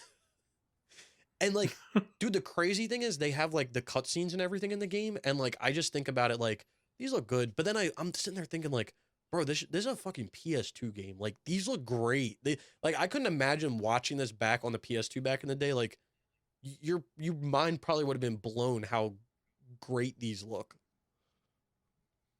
Some of the CGI cutscenes in PS2 games still look great. Like the one that I always look back at, I'm like, man, this looks great, is the God of War 2 CGI cutscene. Yeah. Oh, hell yes. Those look fucking crazy. Well, I was just gonna say, a game that, not even the cutscenes, but a game that looks great today is God of War 3, even on the PS3. Yeah, God of War 3 looks better than some of the AAA games now. Yeah, it blows my fucking mind how great that game looks on the PS3. But the question, because I think Twisted Metal Black is on sale right now, is it worth $5? Yes, it is worth every penny of a $5 bill. It's like what, normally $10? Probably right? 10, yeah. But yeah, it's definitely worth $5. It's worth every penny. The only thing that sucks is no platinum trophy. But... yeah, I mean, I know that's what people complain about, is like there's no platinum. But like, to be fair, I don't know if the game, I mean, they could give you a trophy for like completing the story with every character, I guess, but like in reality the game doesn't have like too much like substance to it. So I don't really know like what trophies could be made. I don't know if these Radalika games can get fucking platinum trophies. Why not? Why not Twisted Metal Black? You know? Well, yeah, but like the Radalika games give you a trophy for like pausing the game or whatever. Like, yeah, I'm just trying to think about like they can do something. Yeah, I'm just trying to think, because like I look back on like the Twisted Metal reboot that they did, and they gave you like a trophy for beating like the Sweet Tooth story, the Dollface story, the Grimm story. They gave you like trophies for doing like random things as well. Watch the credits start to finish, like. Yeah, like that could be a trophy. Oh shit. Just made myself laugh. That's a trophy in Twisted Metal reboot. Oh shit. Fun times. No, but I'm having a blast with it. So I'd probably be done by tomorrow. I'm basically making like a shit ton of trophy guides for it, because it kind of needs it to an extent, but not really. Because you have to like unlock characters, and you don't just like unlock them through a conventional mean. So Don't you have to like blow up their truck or whatever? there's four characters you can unlock, and they're like hidden in levels, kind of. So I'm gonna make guides for those, and then I'm gonna make guides for, there's a trophy for collecting all the black cubes. I'm gonna make a guide for that as well. So, but I'm having a blast. I'm loving playing all these games. I feel like I've been locked down over the summertime playing Max Payne 3 and Need for Speed. Well, I'm glad you're having fun. Talking about Max Payne, is Max Payne 1 next? Oh, I already did it. Oh, you did it? Yeah, I finished it on stream last Monday night Monday night. Yeah, I did it and finished it. Damn, I'm a bad friend. I played like a third through the story, and then like I was just like, I don't know if I can play this whole thing, because I was having a lot of issues I don't know if I talked about this in my video that I made of it, but I had a lot of issues with like frames dropping while I was playing it. Yeah, it's what sucks about that one is that it's the port of the PS2 version, which is already a shitty port of the PC version. So, yeah, I'm not gonna say it was unplayable, but like it was rough. It was a rough game to get through. So I played like a third, and then I was like, all right, fuck this. I'm doing chapter skips and everything. Like I'm putting cheats in. Fuck this. thank God for cheat codes. Yeah, hell yeah. And Twisted Metal Black cheat codes. Hell yeah. God mode and one hit kill. I can literally fart on people and they die. It's crazy. Well, I'm happy you're enjoying the games, Nicole. Exactly. That's all that matters. And I think I'm gonna start playing my PS5 this week. We'll see. You're not, but we'll see. I might, but we'll see. But yeah, that's all I've been playing. That's it. How many hours are we in now? Hour 20. Damn, we're getting good at this. Oh yeah, got to keep it going. So all right. Well, with that being out of the way, the games we've been playing, let's get into our next topic here, which is going to be recent game pickups. Have you guys picked any games up? Yes. I actually picked up a good amount.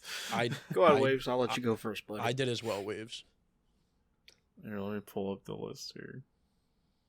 So yesterday I went out and actually bought physical copies. Okay. So I got Prototype 1 for the PS3, which I already had, Nice. but I didn't have the physical, so I wanted it. And then I got, what's that thing? The Disney Afternoon Collection or whatever. Oh yeah. I got that. Wait, did you get that physical?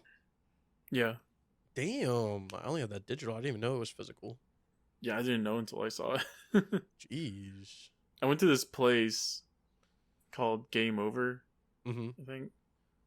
And I thought that their selection would be better, seeing how it's like just video games, but their PS3 selection was lackluster, to say the least. Damn. But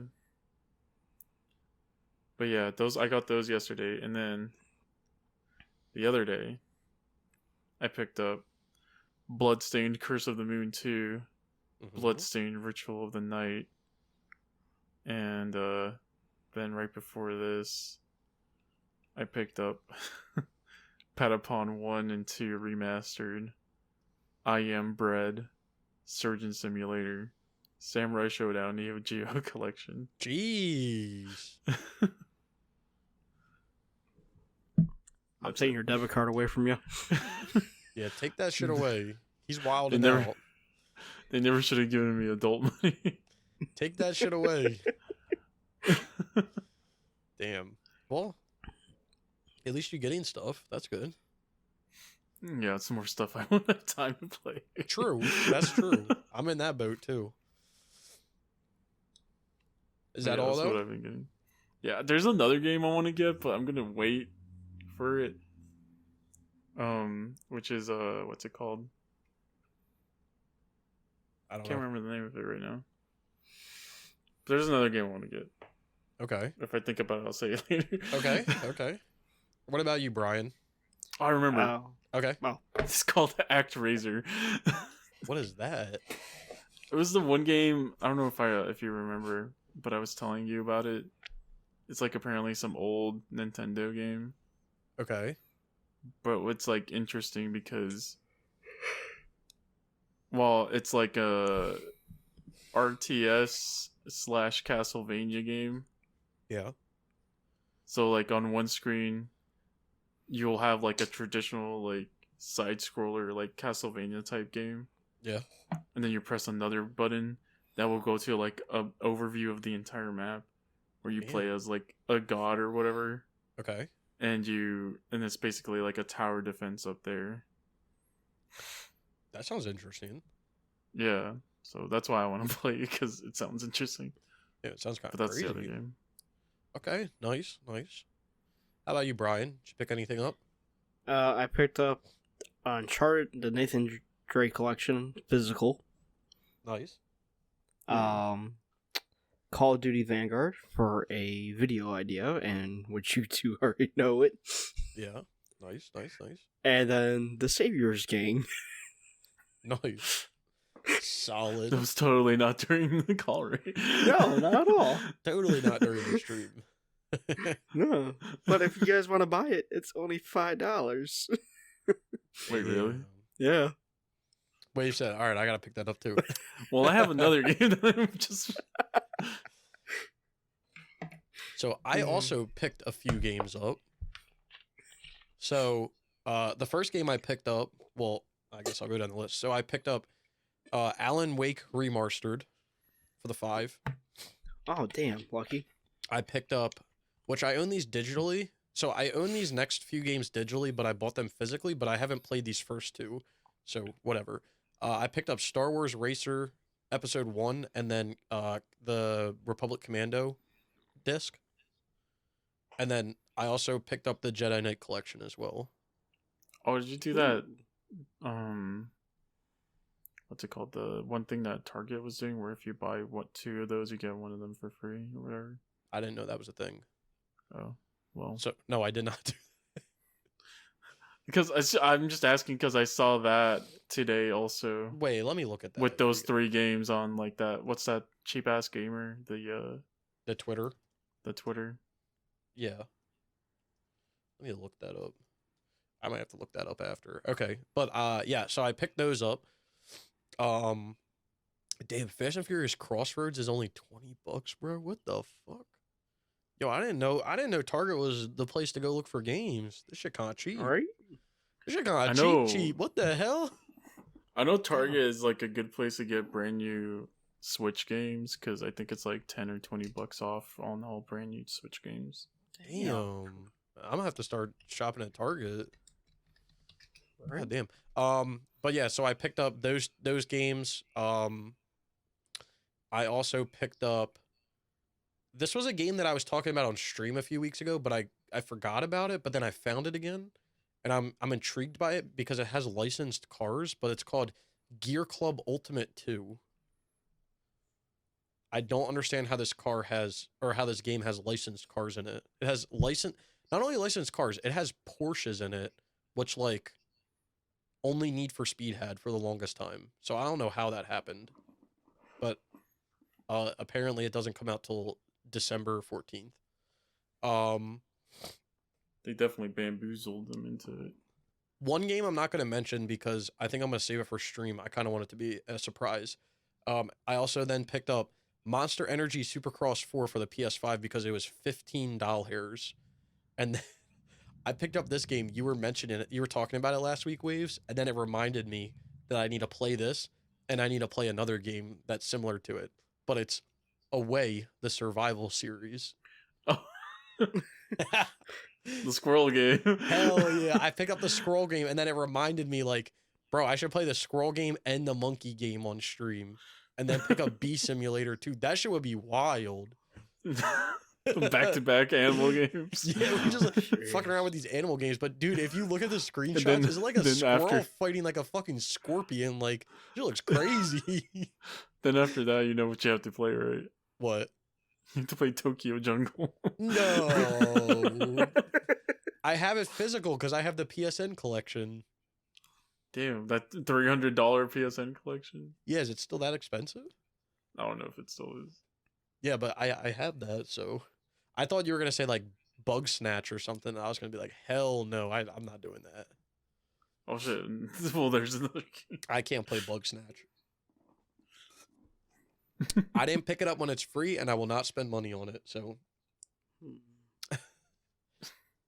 man, when's the sale end at Target? Because there's quite a few games I want to pick up. Well, I don't know. All right. Well, with that being said, I guess that's all we've picked up. I don't know if I did that time thing right. Someone's got to check me. I'm not paying attention. Well, when I'm supposed to be working at it. Yeah, close enough. enough. I was putting the time in. No, is that how you do an hour? Like, I don't know how you do this shit. Yeah. How does shit work? I don't know. I'm borderline illiterate. All right, cool. All right, let's get into the next part, which is server shutdowns. There's actually been an update to this. I don't know if I talked about this last week in last week's podcast, but there's kind of like a GameSpy 2.0 going on, but it's not like actually good games. So yeah. So what's today's date? I just want to make okay. The 7th. Yeah. Technically the 8th. So December 7th, Madden 17 on the PS3, PS4 going down, but they're already unobtainable. Also on December 7th, NFL Blitz on the PS3 is going down. December 8th, Hardware Rivals is going down on the PS4. I think it's already down because they fucked something up, so rip. December 16th, Grand Theft Auto 5 on the PS3 is going down. December 31st, NBA 2K20 on the PS4 is going down. February 22nd, Destiny 2 on the PS4 and PS5. The Forsaken DLC is going to be yeeted, so I'm sure they'll change the trophies because they've been doing that since the game came out. Because they got rid of my homie Cade, and they just changed his trophies up. Fucking dickheads. February 22nd, One Punch Man, A Hero Nobody Knows on the PS4 is going down. No online trophies, so I don't know how that's going to affect it. March 1st, 2022, WWE 2K19 is going down on the PS4. Apparently, the online modes to the trophies were already shut down, so, I guess that's cool. I don't know what's shutting down then. May 31st, MGS5 Ground Zeroes on the PS3 and PS4 is going down. No online trophies, but it could affect the game somehow. May 31st as well, MGS5 on the PS3 is going down. So go get your whatever the hell it's called shit done. The your fort or whatever, your bed fort. Your bed fort. So this is the breaking news. This is the breaking announcement for GameSpy 2.0. So all of these games are going down on September 30th of 2022. So you have plenty of time to do them. Okay. But these games consist of 7 Days to Die, Animals Super Squad, Chime Sharp, Disc Jam, Mini Metro, Striker's Edge, Ultimate Chicken Horse, and Warhammer 40K Inquisitor Martyr are all going down on September 30th of 2022. I do not care about any of those, so I am good. I mean, Wait, what's shutting down? It's called Game Sparks, I believe. So they said on July 22nd, 2021, we informed you that we have until September 30th, 2022 to transition your games to new services. I guess all of these games are running on some service called Game Sparks, and they're officially shutting their servers down, Game Sparks servers, on September 30th of 2022. So the developers either have to transfer their servers to a different service, or they're just going to be shut down altogether. That's kind of... Some of these games better get, like... I'm not going to play any of these, but, like, some of these, I think they're only multiplayer, like... Disc Jam not definitely multiplayer, is. but, like, Disc Jam, yeah. I think 7 Days to Die, like, that's a game you basically have to play with friends to have fun. Ultimate Chicken Horses is the same thing. I think Warhammer 40K Inquisitor Martyr will probably be switched because that's a Warhammer game, but I don't know. Any of these games, we'll leave a link to the forum post down below. Any of the games that you're interested in will be down there, so you can check them out. But I would say the big ones are probably, like Wave said, 7 Days to Die. I think Disc Jam is kind of big. I guess Ultimate Chicken Horse. I mean, I've never really looked into it. And then definitely Warhammer 40K. I saw Ultimate Chicken Horse is that game where you play with friends and you gotta, like, put obstacles to, like, help you get to the end, but also to help, like, stop people from going to the end. Okay. I also saw that that game, Striker's Edge, a lot of people were talking about. I don't really know, but I don't know anything about it. I'm looking up the Ultimate Chicken Horse. I remember hearing about that. Ultimate. Oh, it's got a stack. Oh, it's ultra rare. Yeah, I mean, it looks interesting. But yeah, if you're interested in any of those games, they'll be linked below. You have plenty more than enough time to go get them done. Almost a year. So, yeah, these are the. Let me just note, these are the server shutdowns I like. When they give you like a year to do them, or even 6 months, or even like 3 months. Like I hate that shit when they're like, "Hey guys, just to let you know, next week we're shutting it down." It's like, bro, what? Hold on. What do you mean next week? What the hell? I know damn well you were talking about that a while ago. And then this isn't related to server shutdowns, but if you're interested, delistings. There was a delisting that came up. It was the Olympics DLC for Steep got delisted. I guess because the Winter Olympics are coming back up this year, and they probably lost licensing rights. So, yeah, that got delisted. Nothing you can do now, shitters. Unfortunately. All right. Well, with that out of the way, hour and 35-minute intro. You know, only the That's best. the longest intro we've ever had. I think it is. I feel like we say that every week, and then it just keeps getting worse and worse. I mean, better and better. Why even have topics at this point? Yeah, I mean, we might as well ramble about what games we've been playing, you know, and shit on other. I don't know, you know, whatever. You know, it'd be what it'd be. I remember the one week you guys, we couldn't find topics, and we said that, or at least you and Brian said that you guys were like, we can just talk out of our asses about what games we've been playing for like whatever, and I'm like, you're not wrong, like. It was a slow week, so we did talk out our asses for fucking an hour. We did what we're good at. It's been a couple slow weeks recently too. You're not wrong. Nothing we can do. It's the holiday season, so it makes sense. Yeah. All right. Well, we'll get into the somewhat meat and potatoes. I don't really know if it will be topics.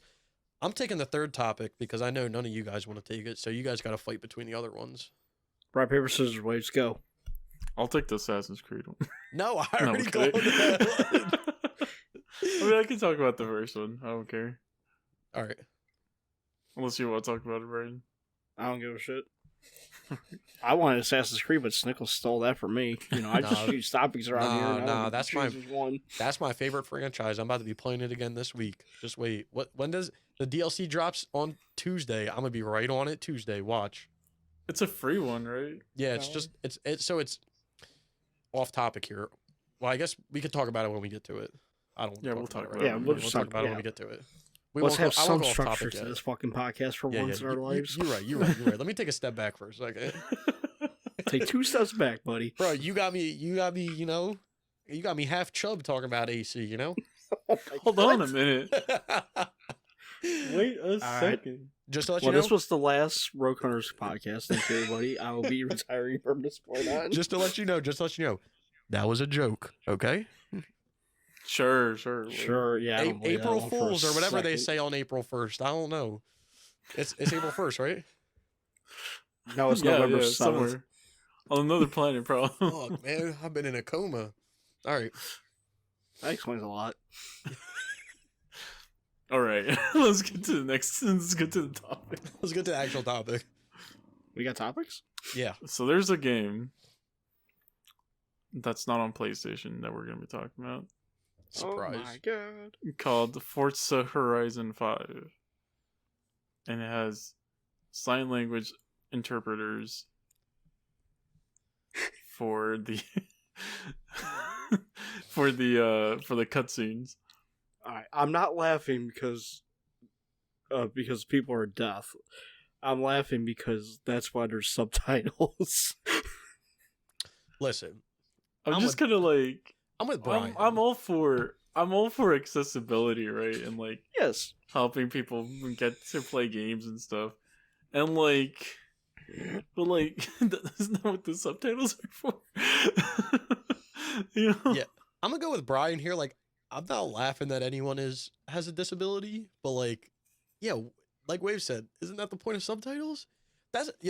It just blows my mind because that shit happens like all the time. Like we were talking about it before the podcast. Like there'll be like live stuff going on TV, right? The president's giving his speech, and then they have like a sign language interpreter, and I'm like, but don't they have subtitles on the TV? Like, and I get that the subtitles aren't like linked with what they're saying, but like,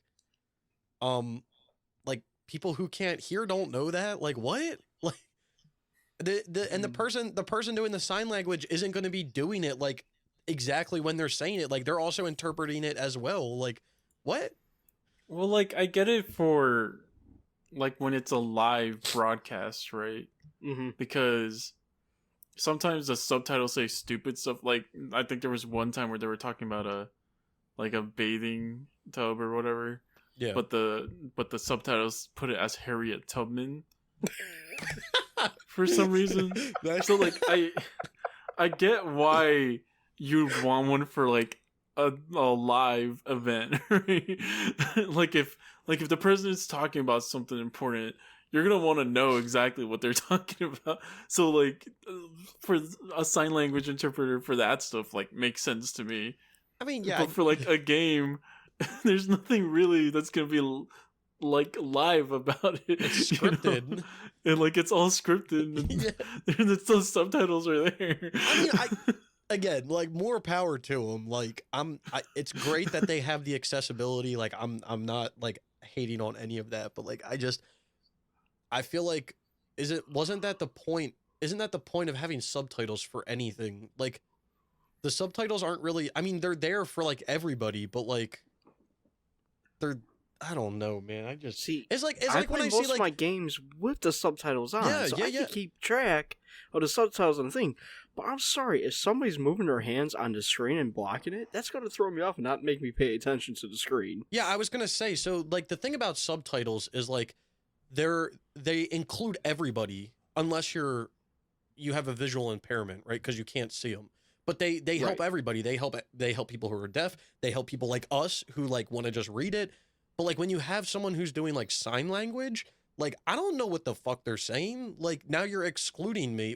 And like you can turn that choice on or off, but like yeah, you don't have to have it on obviously. But it's like you already have something that works. Like why are you adding another layer to it?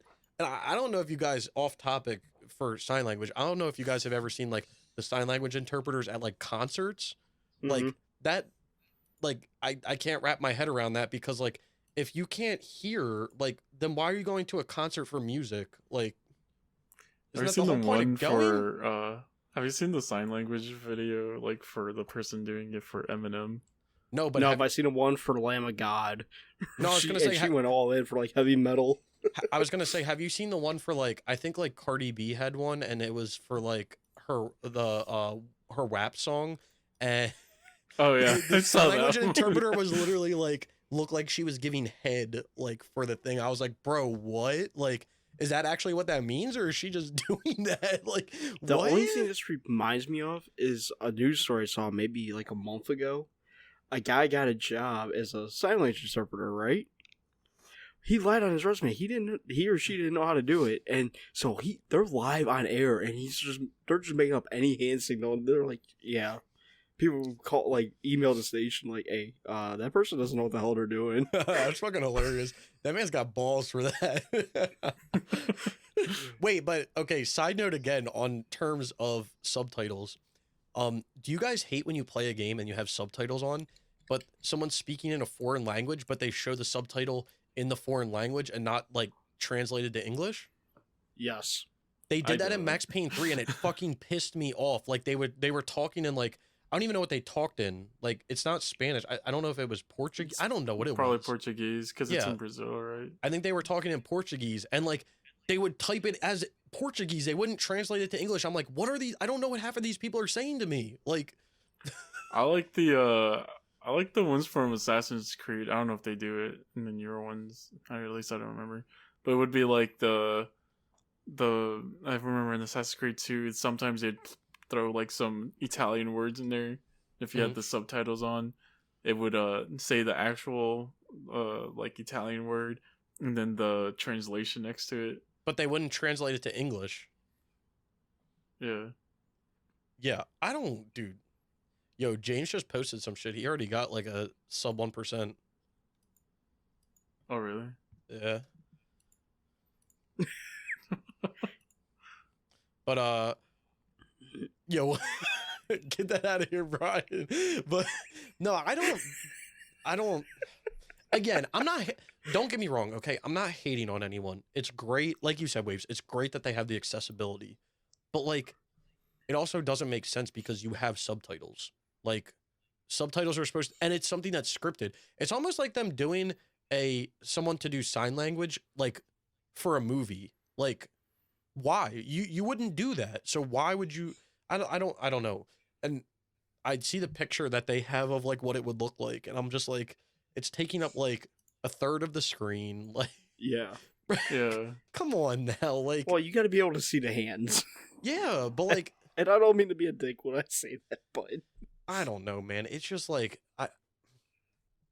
again, I just maybe there is a reasoning behind it, and like I'm just being small brained, but like yeah. isn't that the I don't point of the understand it. subtitles? Like, aren't the subtitles supposed to be there Well, I guess to like help? Like, Well, I guess Well, like the maybe one somebody thing can't read maybe English. with like subtitles is like maybe they have like some kind of visual impairment that doesn't let them see like that small of a text. You know, But I mean, I guess, but like if you have a visual impairment, they're are you going to also be able to deaf. see her hands like in detail, do all that stuff? Like, I mean, I guess some of it, but like, I don't know. I mean, yeah, there probably is like a select few people that 'Cause it it's will not- definitely help. I think with sign language, it's not necessarily like what form your hands do at the end, right? It's like It's motion. more of the motion of Yeah. it. Yeah. So it's not like if you have like some visual impairment that doesn't let you see like small stuff, you can still see motions of stuff, right? So Yeah, but if you have a visual impairment, are you going to be playing a racing game? I don't know. I'm just trying to give something. You know? I know. There was that one guy. Dude, There was that one guy that said he was blind and he got the Spider-Man platinum. Yeah, but and that it was a turns out lie. he wasn't blind. That was a lie. That was a whole ass lie. Like he was like partially blind or something. Like, and like, okay, like, oh, you're legal, quote unquote, legally blind. Okay, but false advertisement. yeah, I mean, I kind of felt that way, but then I feel like a dick saying like you're not actually blind, but like he is, but like he can still see something. Like, I don't know. Again, it's helping someone. Okay, that's good. That's the good part about it, I guess. Right. I give him that. Well, Stickle's like, I'll give you that. well, I'm not trying to be a dick. Like, I do want to give like some credit where it's due. Like, it's probably gonna help somebody out, which is like great. But like, again, I just can't really wrap my brain around it because like you have subtitles, so I don't know. Yeah. It's almost like you're giving them you're doubling up now. Subtitles and this, like, god damn. Just let the game play itself at that point. Just like The Last of Us 2. Basically. All right. Who's taking the next one? Waves or Brian? No, me. Brian's me? taking. Brian's You go taking the again, next Waze, you one. want out No, there. I'm good. All right. Well, I put down Rockstar Games slowly dying because that's how I feel and deep down. But this is the one about GTA 6, Rockstar's most chaotic project since its creation, according to Leaker. Man, I'm sorry. I feel like Rockstar's basically going for a slow death here. I'm sick of just having Grand Theft Auto and that's it. I want better variety. I want Need for or Midnight Club. I want fucking Bully too. Another Max Payne would be nice. I know I'll never get another Manhunt, but come on. So I think we talked. I mean, we didn't talk about this. We didn't talk about Rockstar, but I know we've talked about in the past how just game development in general is like a nightmare nowadays. I feel like, Mm-hmm. and I don't know, man. Yeah, it has to do with like the rising cost of it and Yeah, how expensive it all is now. Right. but when you Companies are less likely to take a risk on like something, which fucking sucks. but the thing Right. that I don't understand about Rockstar is it's not like It's not like they're it's bleeding not like- cash. Yeah, well, yeah. Right. First of all, it's not like they're bleeding cash. True. The other thing is like, it's not like they've taken a risk and it's failed. You know what I mean?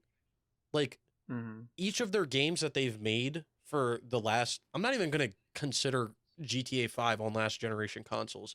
The game that they made last generation was a huge success. GTA 5 on the generation before, huge success. Red Dead 1, huge success. GTA 4, huge success. Midnight Club LA, huge success. Every game that they have not put a game out that isn't bad. Which confuses me why they're being so stingy with developing games, because clearly they make good games. Now it comes down to, who's in charge of them, which I know didn't like Dan Houser leave? Yeah, because of this thing saying it may be linked to GTA 6's development. Dan Houser left in February of 2020. And is Sam Houser still there? I think Sam is still there, but I think Dan's like the main like granddaddy. He was the writer. Guy. Yeah, he's like the granddaddy of like GTA and stuff. But yeah, I mean, I don't get it. It's not like they're bleeding cash. It's not like they make a game and it comes out and it gets roasted. And I don't know if part of it is because of like how people are nowadays with being so like politically right about things, I don't know. It just makes me feel some type of way. I don't think it has anything to do with that. This is just something that's been happening recently. Like, obviously, their parent company is Take-Two, right? Mm-hmm. They I think right before that, right before this article came out or whatever, they had just canceled Hangar 13's new game, which was supposed to be some like mech game. And they canceled it because it was getting too expensive and because they couldn't find a way to like monetize it. And that's the issue, right? Like, yeah, monetization. It's not really that, because honestly I think not Call of Duty, I think Grand Theft Auto is like one of those few franchises that can get away with being politically incorrect. So I don't think it has anything to do with that stuff. What I feel like what it has to do with is like the games are getting expensive to make, so companies are less likely to take a risk. But also that I feel like that's bullshit in a way, because Take-Two is one of the biggest companies when it comes to gaming, like top 5 at least money wise.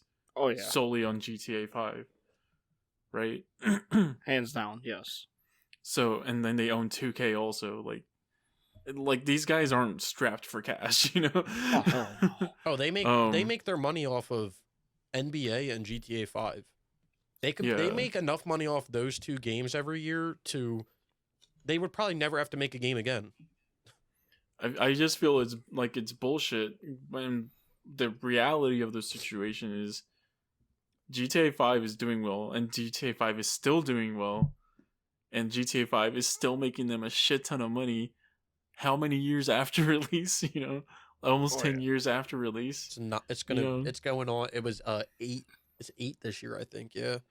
Damn, that's insane. It's GTA 5 alone, I think, is making them billions of dollars just off of people buying the game, buying all the microtransactions in the game. So the reality of the thing is that, like, in a way, not us in particular, because we're not out there playing GTA 5 every day like a bunch of people and buying like shark cards or whatever. But the reality of the thing is gamers kind of like in the whole are kind of at fault here, because we're always saying we want new stuff or whatever, but then we keep buying the same stuff, Well, what's the one game that's always tops the chart like every year? Call of Duty, GTA 5, NBA, whatever, right? But so what companies are seeing is like, oh, people are buying these games, so they want games like this. So of course they're not gonna make a game like fucking Immortals Phoenix Rising, which sold less than Assassin's Creed, because people are just gonna buy the name brand.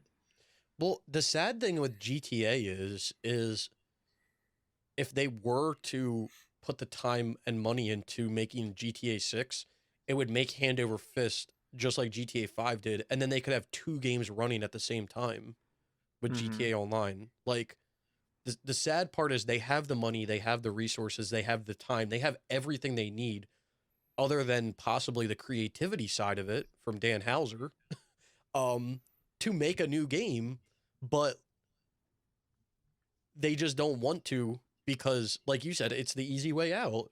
Why fix it? It's not broken. Yeah. Why make a GTA 6 when, people are just going to, which people don't have an option, I think is what it comes down to. You want to play GTA and you want to play GTA Online, there's only one game you can buy. So, of course, people are going to have to buy GTA 5.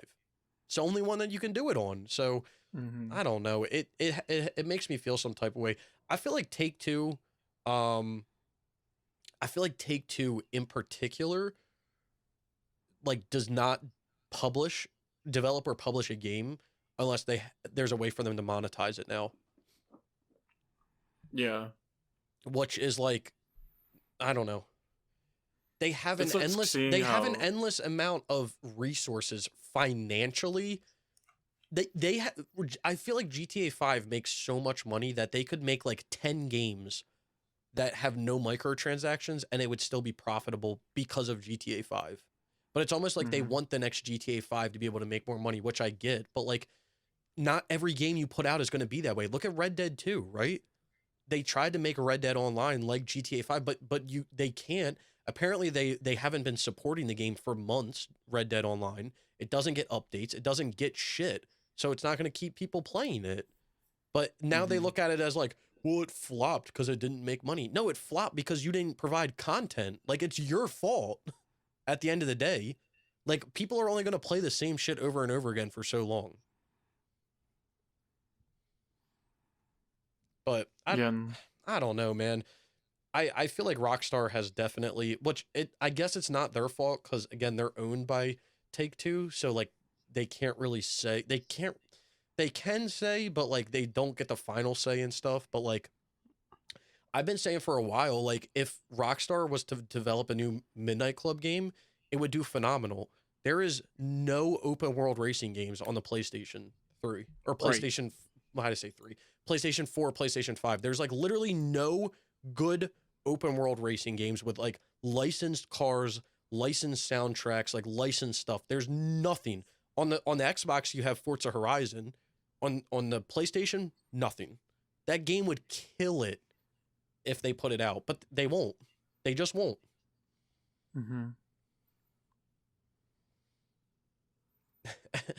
And the tragedy of the GTA Definitive Edition trilogy. What a tragedy. It hasn't even come out yet, and it's going to be a tragedy, I can tell you. That looks so bad. It looks awful. I mean, I will play it, obviously, but I will not be playing it day one. I will not be playing it until it's on sale, and it looks awful. Like, visually, it looks awful. And there's part of me hopes it doesn't sell well. It will. It's gonna sell well. I know it's gonna sell well. well. Like I said, there's hopes, but it's gonna sell well. People have been jerking off. They like the way it looks. It looks like trash, dude. It looks like an asset flip game. It looks so bad. It will probably play good. Don't get me wrong. I want to play it to see how it plays, but visually, it's a joke. It's honestly a joke. It was you, Waze, right? That posted a Mafia. Yeah. And all that. Oh, which is funny because it's the same. It's the same. Exactly. It's the same company. I mean, well, I don't know. The Mafia Definitive Edition remake, that was the way to do it. A full, ground up, completely redone game, revamped game, beautiful graphics, beautiful cutscenes, models were fun. That game is gorgeous to look at. Oh, gorgeous. And it was so much fun. The detail in people's faces, yeah, it was fun. The way the cars handled was like great because they handled like shit, but like that's how they would have handled during the time. Like everything about that game is phenomenal. And when I heard that they were doing the GTA remake or whatever, Definitive Edition, I was like, if they do it in the Rage engine, if they do it in GTA 5's engine, that's going to be great. That's going to be awesome. And then they put this cartoon-ass Fortnite-looking game out, and I'm like, you got to be kidding me, dude. Like, this is a joke. This is actually a joke. And if any shareholders are happy with this, like, shame on you. what's funny is that, like, I feel like the PS2 version looks better. It does. It does. Like it looks so much better than the fucking The definitive edition. And I said it on stream. I think Alex said it as well. Like the remakes, these definitive editions, they look like claymations. That's exactly what they look like. Yeah. And that's why they It look looks like Tim asset Burton flips. got his hands on it. Yeah, and people are like, oh, it looks that way because they were going for a cartoony look back in the day. No, those were the most realistic graphics they could put out at the time. Like, the fuck you mean it was cartoony looking? Like, what? Like, people are so delusional. They'll do anything to protect their multi-billion-dollar company. Yeah. It confuses me because GTA 5 makes so much money. If they were to make GTA 6, which they easily could from any sort of resource standpoint, other than, again, creativity. But again, I'm not saying you can replace Dan Houser, right? But I'm sure there's a handful of people that you can hire that could put a good narrative together. You could probably hire fucking YouTubers to do shit for you. Like, people will make narratives for you. Like, they're just clowning around out here. But, like, they have enough money to allocate resources to a new Grand Theft Auto. And they just won't.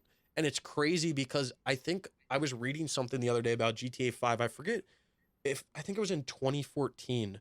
Rockstar made a promise or something. Single player DLC. Yeah, that they would release a single player expansion for GTA 5.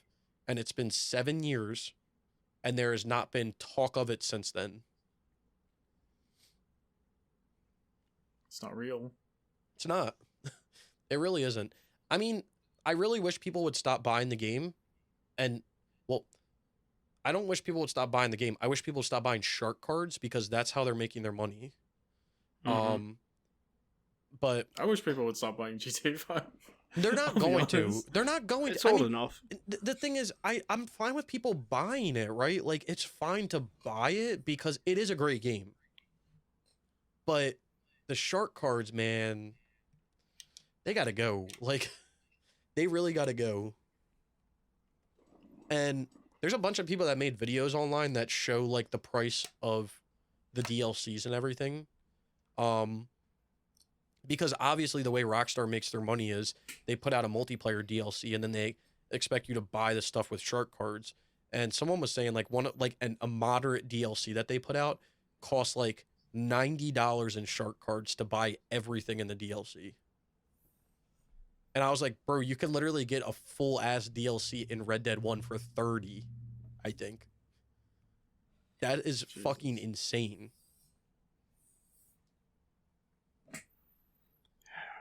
There's still no, like, plans for, like, a Undead Nightmare DLC either for, like, Red Dead 2 or anything. No, they did some undead shit for, like, Halloween.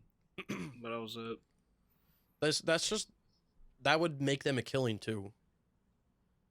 Like, there's multiple things that they could do that would make them... That would put them back on the spot. I think, honestly, in everybody's eyes, they're, like, falling off the throne. Because I think a lot of people would have put Rockstar as their number one, like, developer. Mm-hmm. But I feel like a lot of people don't have that feeling anymore. Because what have they put out? What they put out on the PS4? Red Dead 2? Yeah, it was a phenomenal game, don't get me wrong, but, like, one game to go off of. Okay. They could make, this is all they would have to do, and they could get in people's good graces. Either A, make a GTA 5 single player expansion, or just make GTA 6. One of the two, or both of them. Make Undead Nightmares in Red Dead 2. Actually make a good remake of the trilogy, like in your actual engine that you've developed. Port or remake all the Midnight Club games. Make a new Midnight Club game. Make a remake of Bully. And make Bully 2. You could pick any of those and people would praise you.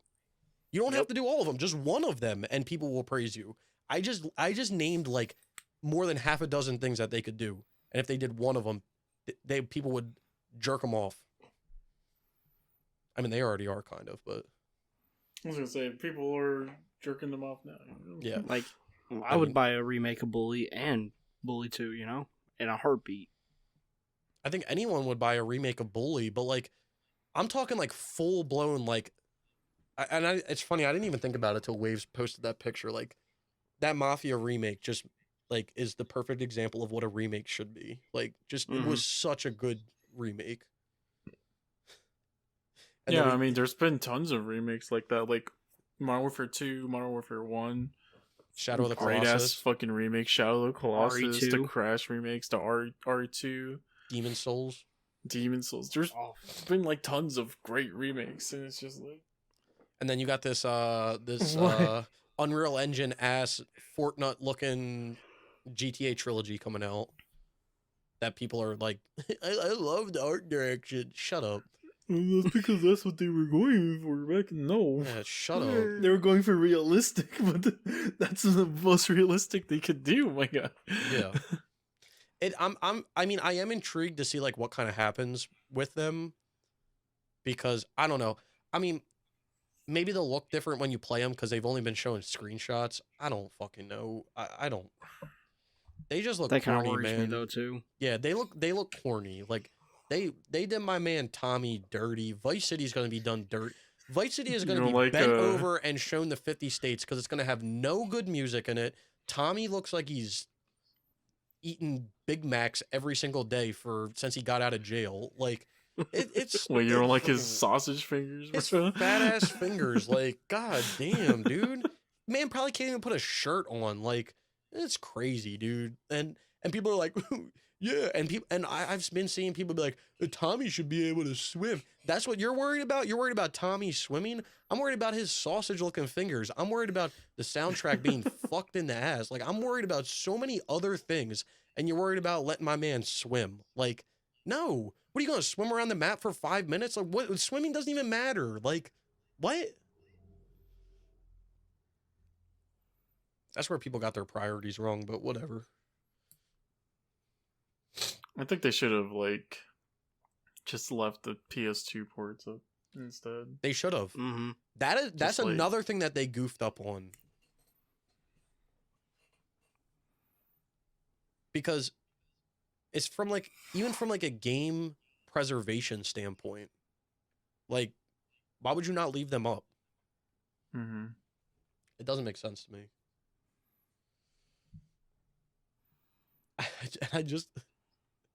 I still can't get over making these games in Unreal Engine when they have their own game engine.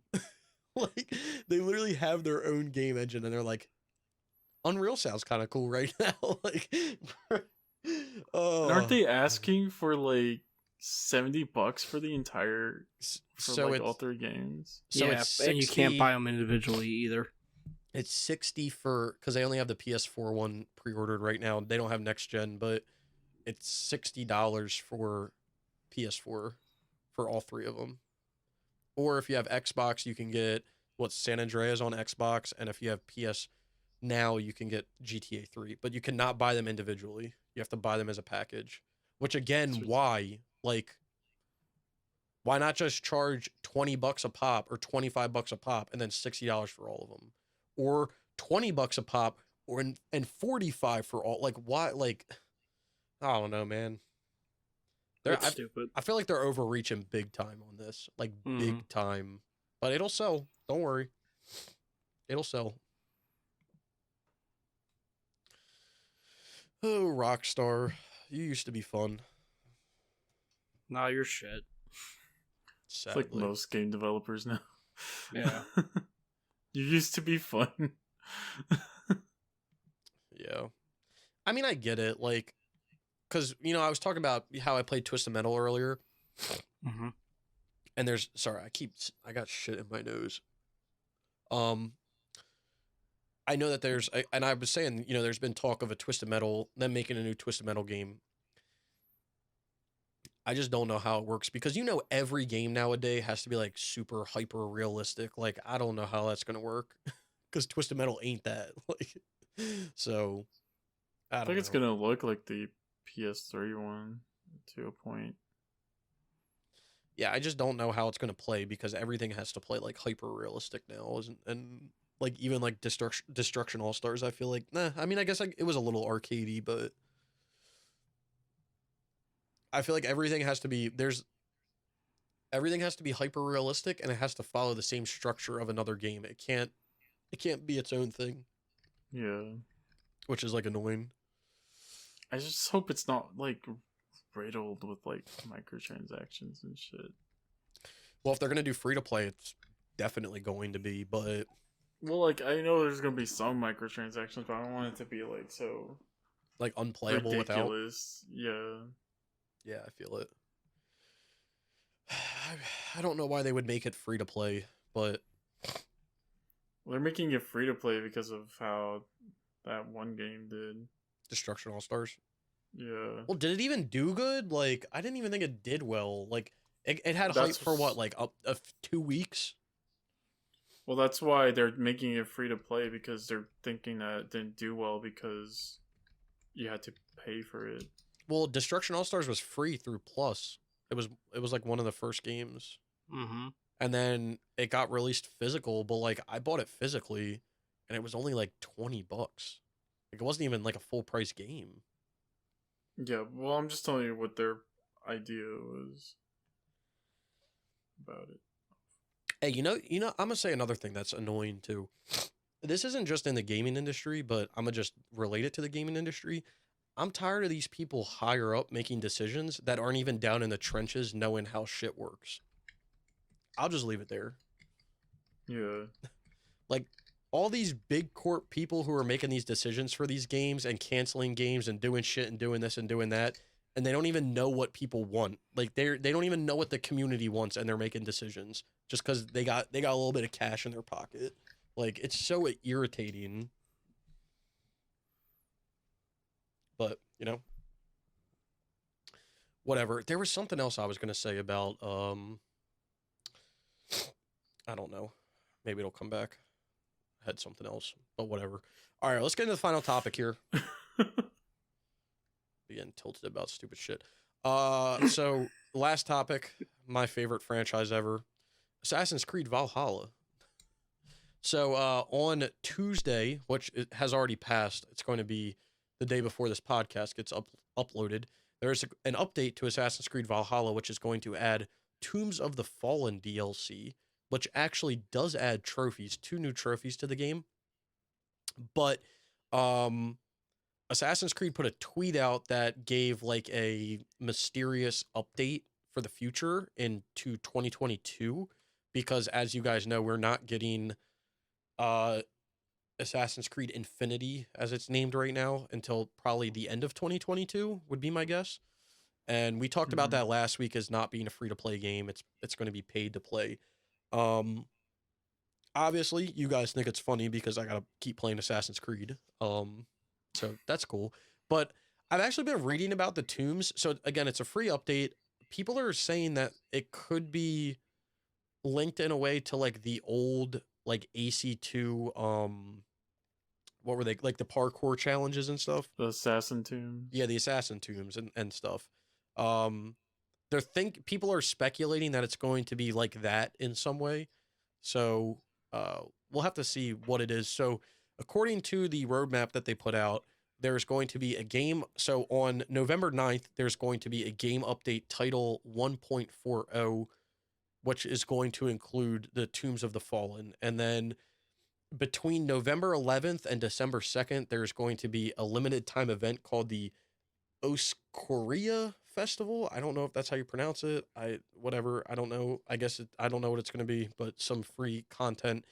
And then in December of 2021, they're doing a 1.41 title update, whatever. But I don't have the article. I was reading it last week. Maybe I'm in like their Discord because I'm stupid like that. I think I read discussions of like multiple other DLCs coming out in 2022, and I think maybe this article has it. I don't know. Yeah. So There's leaks that there's going to be another update that comes out that's going to be labeled Dawn of Ragnarok, and uh, I don't know. There's so since Infinity isn't coming out until at least a year, for at least a year, people are thinking that they're going to keep supporting this game.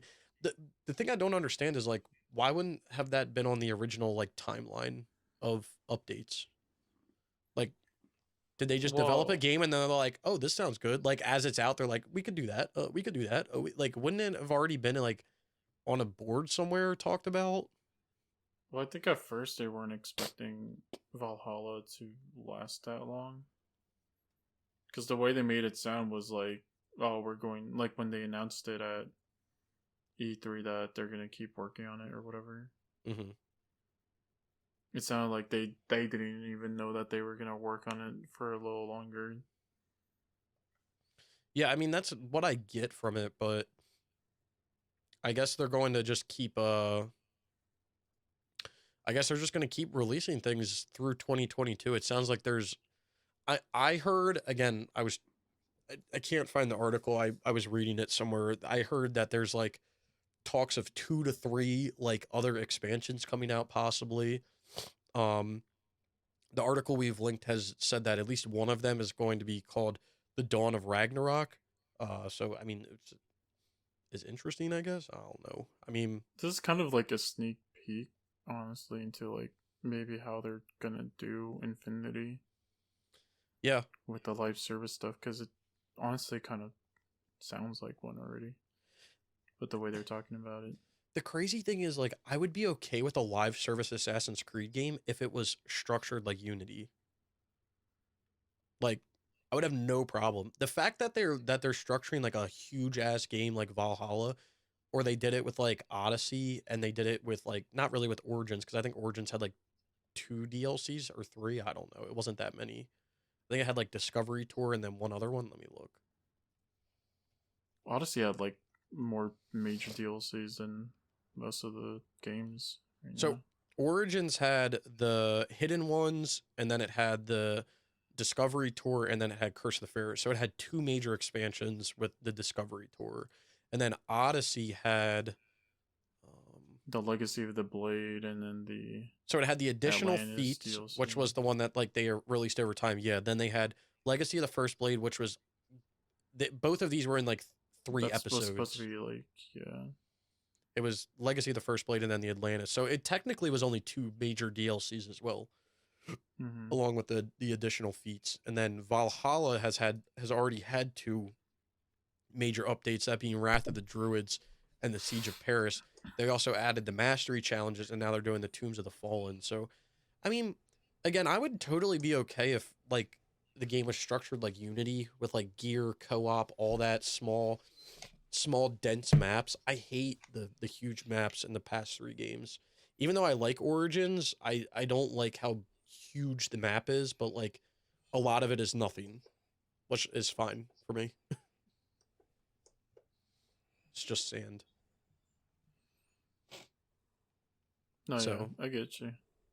Yeah, I agree with you though, Waves. I feel like this is definitely going to be this is a look into probably how I mean, honestly, Infinity will even be structured. Odyssey to a point, like with the additional feats and stuff, which I thought was super cool. Didn't they bring it back for Far Cry 6? Yeah, I Yes. think, let me look at the DLC, but yeah, I think something similar or like exactly like that got brought back. I thought it was cool. I know people are like, "Oh, I can't get my 100%." I'm like, fuck off, idiot. Yeah, I haven't finished the game yet, so don't bother me. Which one is it? Is it the Party Crasher? I don't know. For Far Cry 6 you're talking about? Yeah. Hold on. Let me look real quick. I think it's the Vaz Insanity one. I don't know. I think it's the boss. Insanity.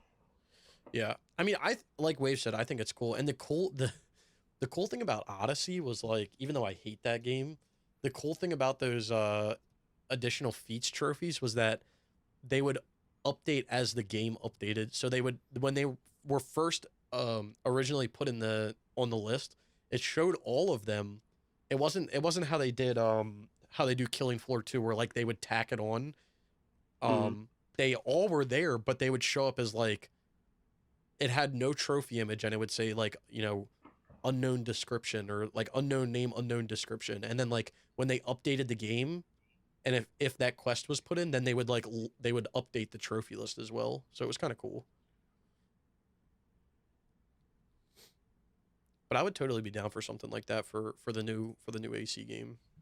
Yeah, I'm honestly surprised they didn't bring it back for Valhalla. But there's a lot of things I'm surprised they didn't bring back. Like they only put the Discovery Tour trophies in for Origins. They didn't do it for Odyssey or Valhalla. And then there was people saying that like Valhalla's done getting updates because they've done the Discovery Tour, and it's like, yeah, but like they can update the Discovery Tour. Like just because they put the Discovery Tour out doesn't mean that like, you know, it's all done and the bow's on it and tied up and ready to go. Like they can update that as time goes on. That's not like a something that has to be a, you know, final thing. So, which clearly it isn't. Yeah, I think it was more because of the time. You know, Odyssey. I think the last one it got was a Discovery Tour. No, Discovery Tour was one of the first ones he got actually. Oh really? Our Origins was Origins came like mid. It was like Origins, and then it was not Curse of the Pharaohs. I don't know what the first. The hidden ones. The hidden ones, yeah. It was the hidden ones, and then, Curse of the Pharaohs after. I think was yeah. So. It was that's how it went. I don't know. The thing I don't understand about developers, I know it takes time and like resources and everything, but like I don't get why they don't just put trophies in for like updates to games, even if it's free. Like we were talking about it before the podcast. Like they were gonna put that update out for Bug Snatch, and they ended up with no trophies, and they ended up changing it because people complained. Like I don't know why you wouldn't do that anyway for a game. I don't want trophies in that game. Well, I know, right? But like if you're looking at it from like if you're looking at it from like a developer perspective, or like even from a numbers perspective, like yeah, trophy hunters might be a small like group of people, but like on PSMP, if you have 100,000 game owners and they're not playing your game, and then you put an update out that has a few trophies, you may get a few of them to come back to play the game. Even if you get 10% of them to come back, that's 10,000 people playing your game that weren't playing it before. True. Like, well, the one that always gets trophies, but like they never have trophies. I never understood why they didn't. Was like all the FromSoft games. Oh yeah, that is true. Yeah. Other than Bloodborne. But I felt like that was more of a Sony decision than anything. Yeah, well, wasn't there talks of like Sekiro having DLC, or did it get it? It did get it. It was like a title update, like a boss rush mode, basically. Oh yeah, I remember. I think it got it when I was like playing it, or like shortly after I platinumed it. But they didn't add trophies to it, which was like why.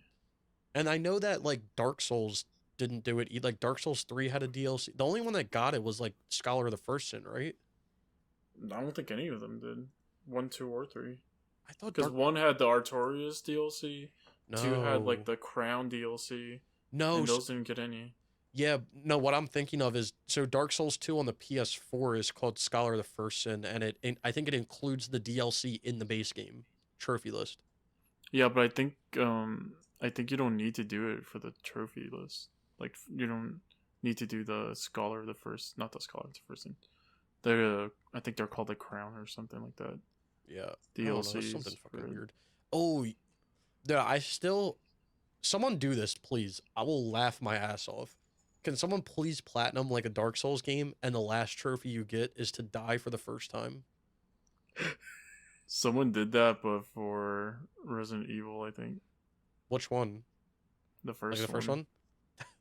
That's fucking hilarious, dude. Like that is if someone did that, that would be the most impressive thing I've ever seen in a game.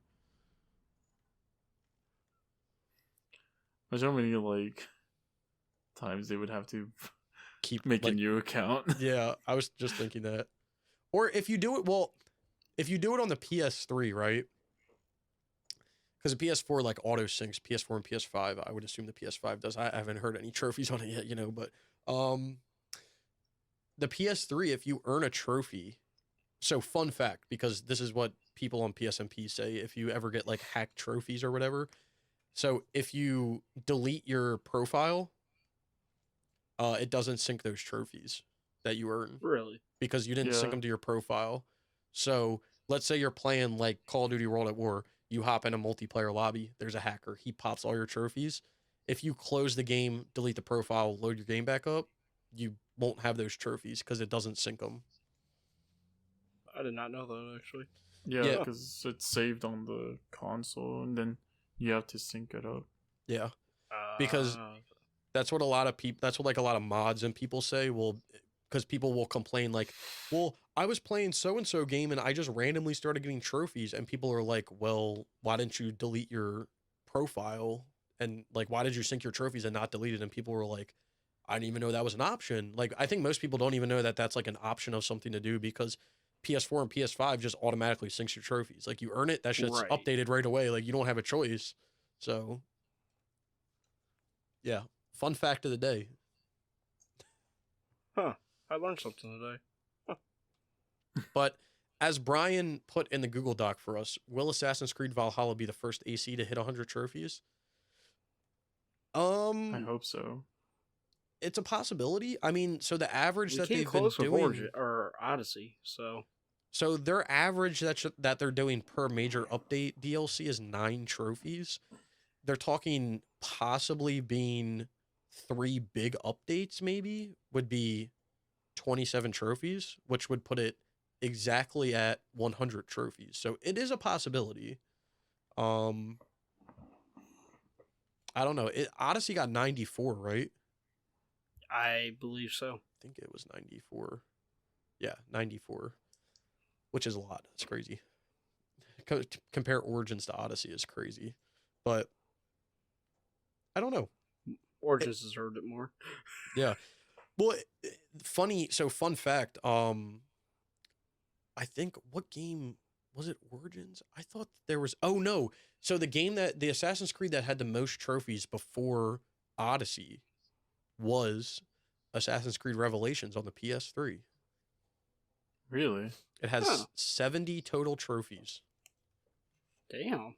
It had, I think it had 2 multiplayer DLCs, and then it had the first person platforming Lost Archive DLC. So, fun fact. I'm genuinely surprised by that. Yeah, another fun fact of the day. But yeah, it was Of course, whenever Oh, it's knowledge. Assassin's Creed, Snickle's like, oh, fun fact here, fun fact there. yeah. Useless knowledge here, useless knowledge there, you know.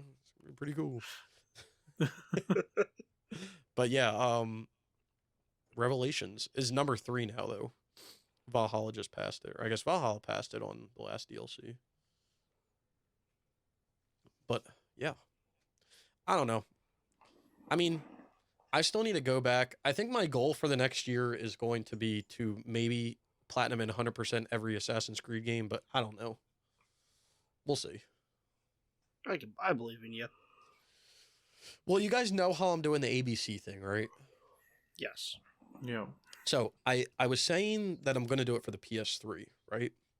But I tacked on that I'm going to do it for the Vita as well because I have a few Vita games that I want to do, like Killzone Mercenary. I want to do Need for Speed Most Wanted on the Vita, Minecraft when I get to it. But a game that I haven't started yet, but I'm going to do is I'm going to do the Chronicle games on the Vita. Well, technically on the TV, but I'm going to do those. So that'll be interesting. But I'm going to do it when I get, like, I'm going to do it before AC4 because I'm going to do AC4 when I get to it as well.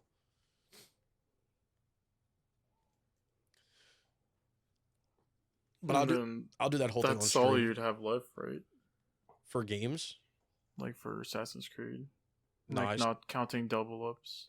I mean, I've already done I've done the Chronicle games individually, but not like together. So I guess technically yes, but like, so basically once I do the Chronicles on the TV, the only games I have to do after that is all of like the PS4 ones and then Valhalla on the PS5. So I'd have to do like, which I really want to play the Ezio trilogy anyway, but I'd have to do like 2 Brotherhood Revelations, 3 again, Liberation again, 4 again, I mean, Rogue again. I mean, not counting like any double ups. Stacks. Yeah. Yeah. What do you have left? Well, if you don't count the Chronicles separately, I just have to do a single Chronicles Platinum. And it'll be a Platinum in every single AC game. Platinum Alright, and then. 100%, so. But I'm trying to go to like autistic level of like all of them. I hope they do like a portable like remaster or whatever, where they just get all like the DS and PSP games that they did. I want the iPhone one. Identity. Yeah. What was the AC? Oh fuck! They had it was on the PSP. What was it? Bloodlines. Yeah, Bloodlines. Yeah. Yeah, I'd be down for that. No, I mean I don't know. I haven't played. This is why I'm happy, right, to get to it at some point, is because the past 3 games have been nothing like AC. So like I'm kind of excited to go back and play like the old AC games, because like that's Assassin's Creed to me. Yeah. But I don't know. Time will tell. I really want to get the Chronicle games done because let's just say they're not my favorite games. But they're okay for 2D, 2.5D platformers. I mean, they looked pretty interesting when you were playing it. The India one looked kind of weird. Not weird, but interesting. What, the Russian one? The India one? Oh, the India one. Yeah, the Russian one's weird too because you have like a sniper. A gun. Yeah, it's kind of weird. Kind of weird. I'll probably do them on stream though, because I've done like trophy guides and like full walkthroughs for all of them, so that'll definitely be something that I can do on stream, like full time. But I'll get around to it at some point. I got other good stream games to play, like Beyond Enemy Lines 2. And then the secret game. The secret game. Oh, the one I didn't mention yet? Yeah. I gotta play all the animal games too. It's gonna be... Yeah, including Tokyo Jungle, right? Fun times. What is that game at anyway? Isn't that game kind of hard? I think it's an ultra like trophy. I don't even think it has a platinum. Wait, it's actually not too bad. It's the rarest trophy is a 6.59. I'd be down to fuck around with it, you know? I'd fuck around with it. Feel it? You got Snickles' attention now. Well, you know, I was streaming Behind Enemy Lines the other day, and someone came in. I don't even remember who it was, but they were like, "What are you playing next? Life of Black Tiger?" And I was like, "Bro, I played that shit years ago. Like, I've been played that game. Like, that game is hot garbage. That's like the OG. I remember you playing that too. Yeah, that's the OG like shitter game. But the weird thing about that game is how it got like publicized on Sony's YouTube. Yeah, and people were dogging on it too. But now if a game like that comes out, people don't like. I mean, it definitely was weird that like Sony put it out on like their official YouTube channel and shit. It's like, did anyone look at this? Like, anybody? Were your eyes open when you watched this? Like, what were y'all doing? The hell? So Sony probably just got that payment fee, and they're like, all right, sounds cool. good to me. Shit, they paying the fees. I'll just give it to them. Whatever.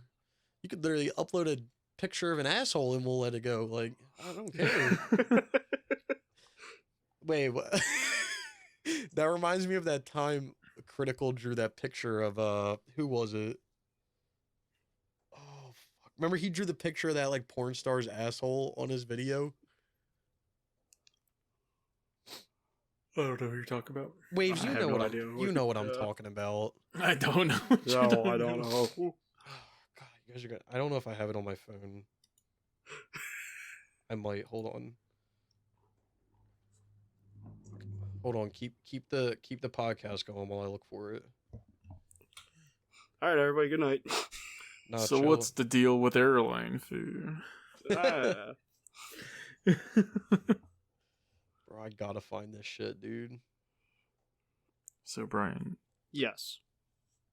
how are you enjoying Kenna? I have yet played since I started working all this fucking overtime. I really want believe to it. go back to it. You're only streaming that game, right? Yeah. I can see how that would like hamper your time to play it. Yeah. I need to get the I need to buy the physical copies for those It games. comes out this month, actually, right? I was gonna buy it, but it's so. like $50. That's not bad. I mean, that's not bad. I mean, it's not awful, but It's a good game, at least. all right, I found it. Oh, shit. Bro, y'all know what I'm talking about. Don't sit there and be like, you know I don't damn know. well. I really don't know what the hell you're talking about, man. You You know what I still haven't What gotten? the fuck? You know damn well what I'm talking about. Dude, I really have no idea. Waves knows what I'm talking about. Is this about that girl that like spread her ass cheeks like on Twitch or whatever? Yes. Oh, okay, now I remember. And then Critical was like, I can just draw that by myself. A classic. I mean, now it just showed it to me. Now I remember. Is jogging the memory now. Yeah. No, but Kenna out of horny jail. Yeah, but Kenna does come out. I was debating getting it, but I don't know, man. I got so much other shit to do that like I'll play it at some point. But I say you get it. wait, Waves, did you see the game that got a trophy guide on PSNP? I did not. What is it? Look at the third most recent guide. Yo, this is the game I was talking about. Bro, I was about to buy this game one day because I watched a video of it and I was like, I forgot about this game and I always wanted to play as a kid. This shit's fucking like $80. I had never heard of it until you mentioned it. At least I think it's $80. El Shaddai. All I gotta say is the guides, I think I've mentioned this before, the guides on PSNP now are obnoxiously detailed to the point of like you have to dedicate time to read the guide to understand what the fuck is going on in the guide. Like you have to dedicate more time to the guide than you do the game. But I've been reading some guides on PSNP recently where I feel like people didn't even use spell check, bro. They probably did it. Bad. Like it's real bad. Like one I was looking at was the F1 2019 guide is bad. I think Twisted Metal Black's guide is bad too. Maybe not. There's another guide that I was reading and I was like, God damn, this is bad. Why is this game so expensive? Jesus Christ. How much is it? For a brand new copy, someone's selling it for $140. Jesus. Damn. For one with no manual, just a case and the disc, is $63.74. How much is the PS3, the PSN collection game going for? $100? No. Yo, that's crazy. Damn, this guy's selling a lot with El Shaddai, Lollipop Chainsaw, and Splatterhouse. Complete in box for $300. Jesus. Damn. I have not looked the at one that the one that's like crazy to me that's that much is Lollipop Chainsaw now. Because I swear I saw that shit everywhere at GameStop. Yo, what is this? Wait, what? Someone's selling on eBay the Platinum Trophy set in the Killzone Trilogy Collect. I didn't even know people did this shit. So the description says, I'm offering you a PS3 trophy set service which will get you fully 100% complete games, all trophies and platinum. Service will be made remotely using my own PS3 system and your PSN data. Definitely a scam. It's definitely a scam. This man gonna hack fucking trophies on your account. Like, I didn't even know people did that shit. That's crazy. Dude, I still can't get over how expensive PS3 games are. Like Castlevania. This El Shaddai game, I remember seeing it for like $20 at GameStop. Like not even a year ago. And now it's at fucking $80. The Castlevania collection is $60. Prince of Persia trilogy is like $45. Castlevania collection. Yeah, they made like a Castlevania Lords of Shadow collection, which came with like the first, second one, and Mirrors of Fate, I think. Oh, I didn't know on that. on a disc. So it came with Mirrors of Fate HD and Castlevania. Wait. So it includes Castlevania Lords of Shadow with the Reverie and Resurrection DLC, along with Mirrors of Fate and a demo for Castlevania 2. Huh. Lords of Shadow. Oh, just a demo of it? Yeah. That's kind of dumb. Someone's selling a full collection of Resident Evil games for $170 on the PS4. Like, bro, what? Bro, this man's selling a brand new... Oh, it's graded. That's why it's stupid expensive. What? For that Castlevania Lords of Shadow collection, Yeah. this man got it graded and is selling it for $200. Ain't no one gonna pay that much for it. Dude, I hate that grading stuff. I think we talked about that one week. Yeah, we definitely did. The grading stuff is so stupid, dude. The way it's like inflating prices for games is ridiculous. You gotta get my graded game? Shut up. Shut up. All right, you boys got anything else to add? Nope, No, I'm good. All right. Just because, I feel like I gotta take a big piss or something. I gotta take a big ass shit. Huh? Sounds about right. All right, well, all I'm gonna say is recently pick up your recent games with your recent money at your recent store that you recently need to play recently right now on your recent PS4 or 5 or 3.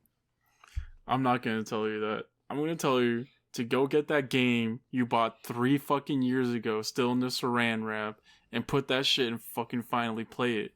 Alright? Stop buying new games. Check on your stepsisters. Damn. Yo, how do you get a stepsister though?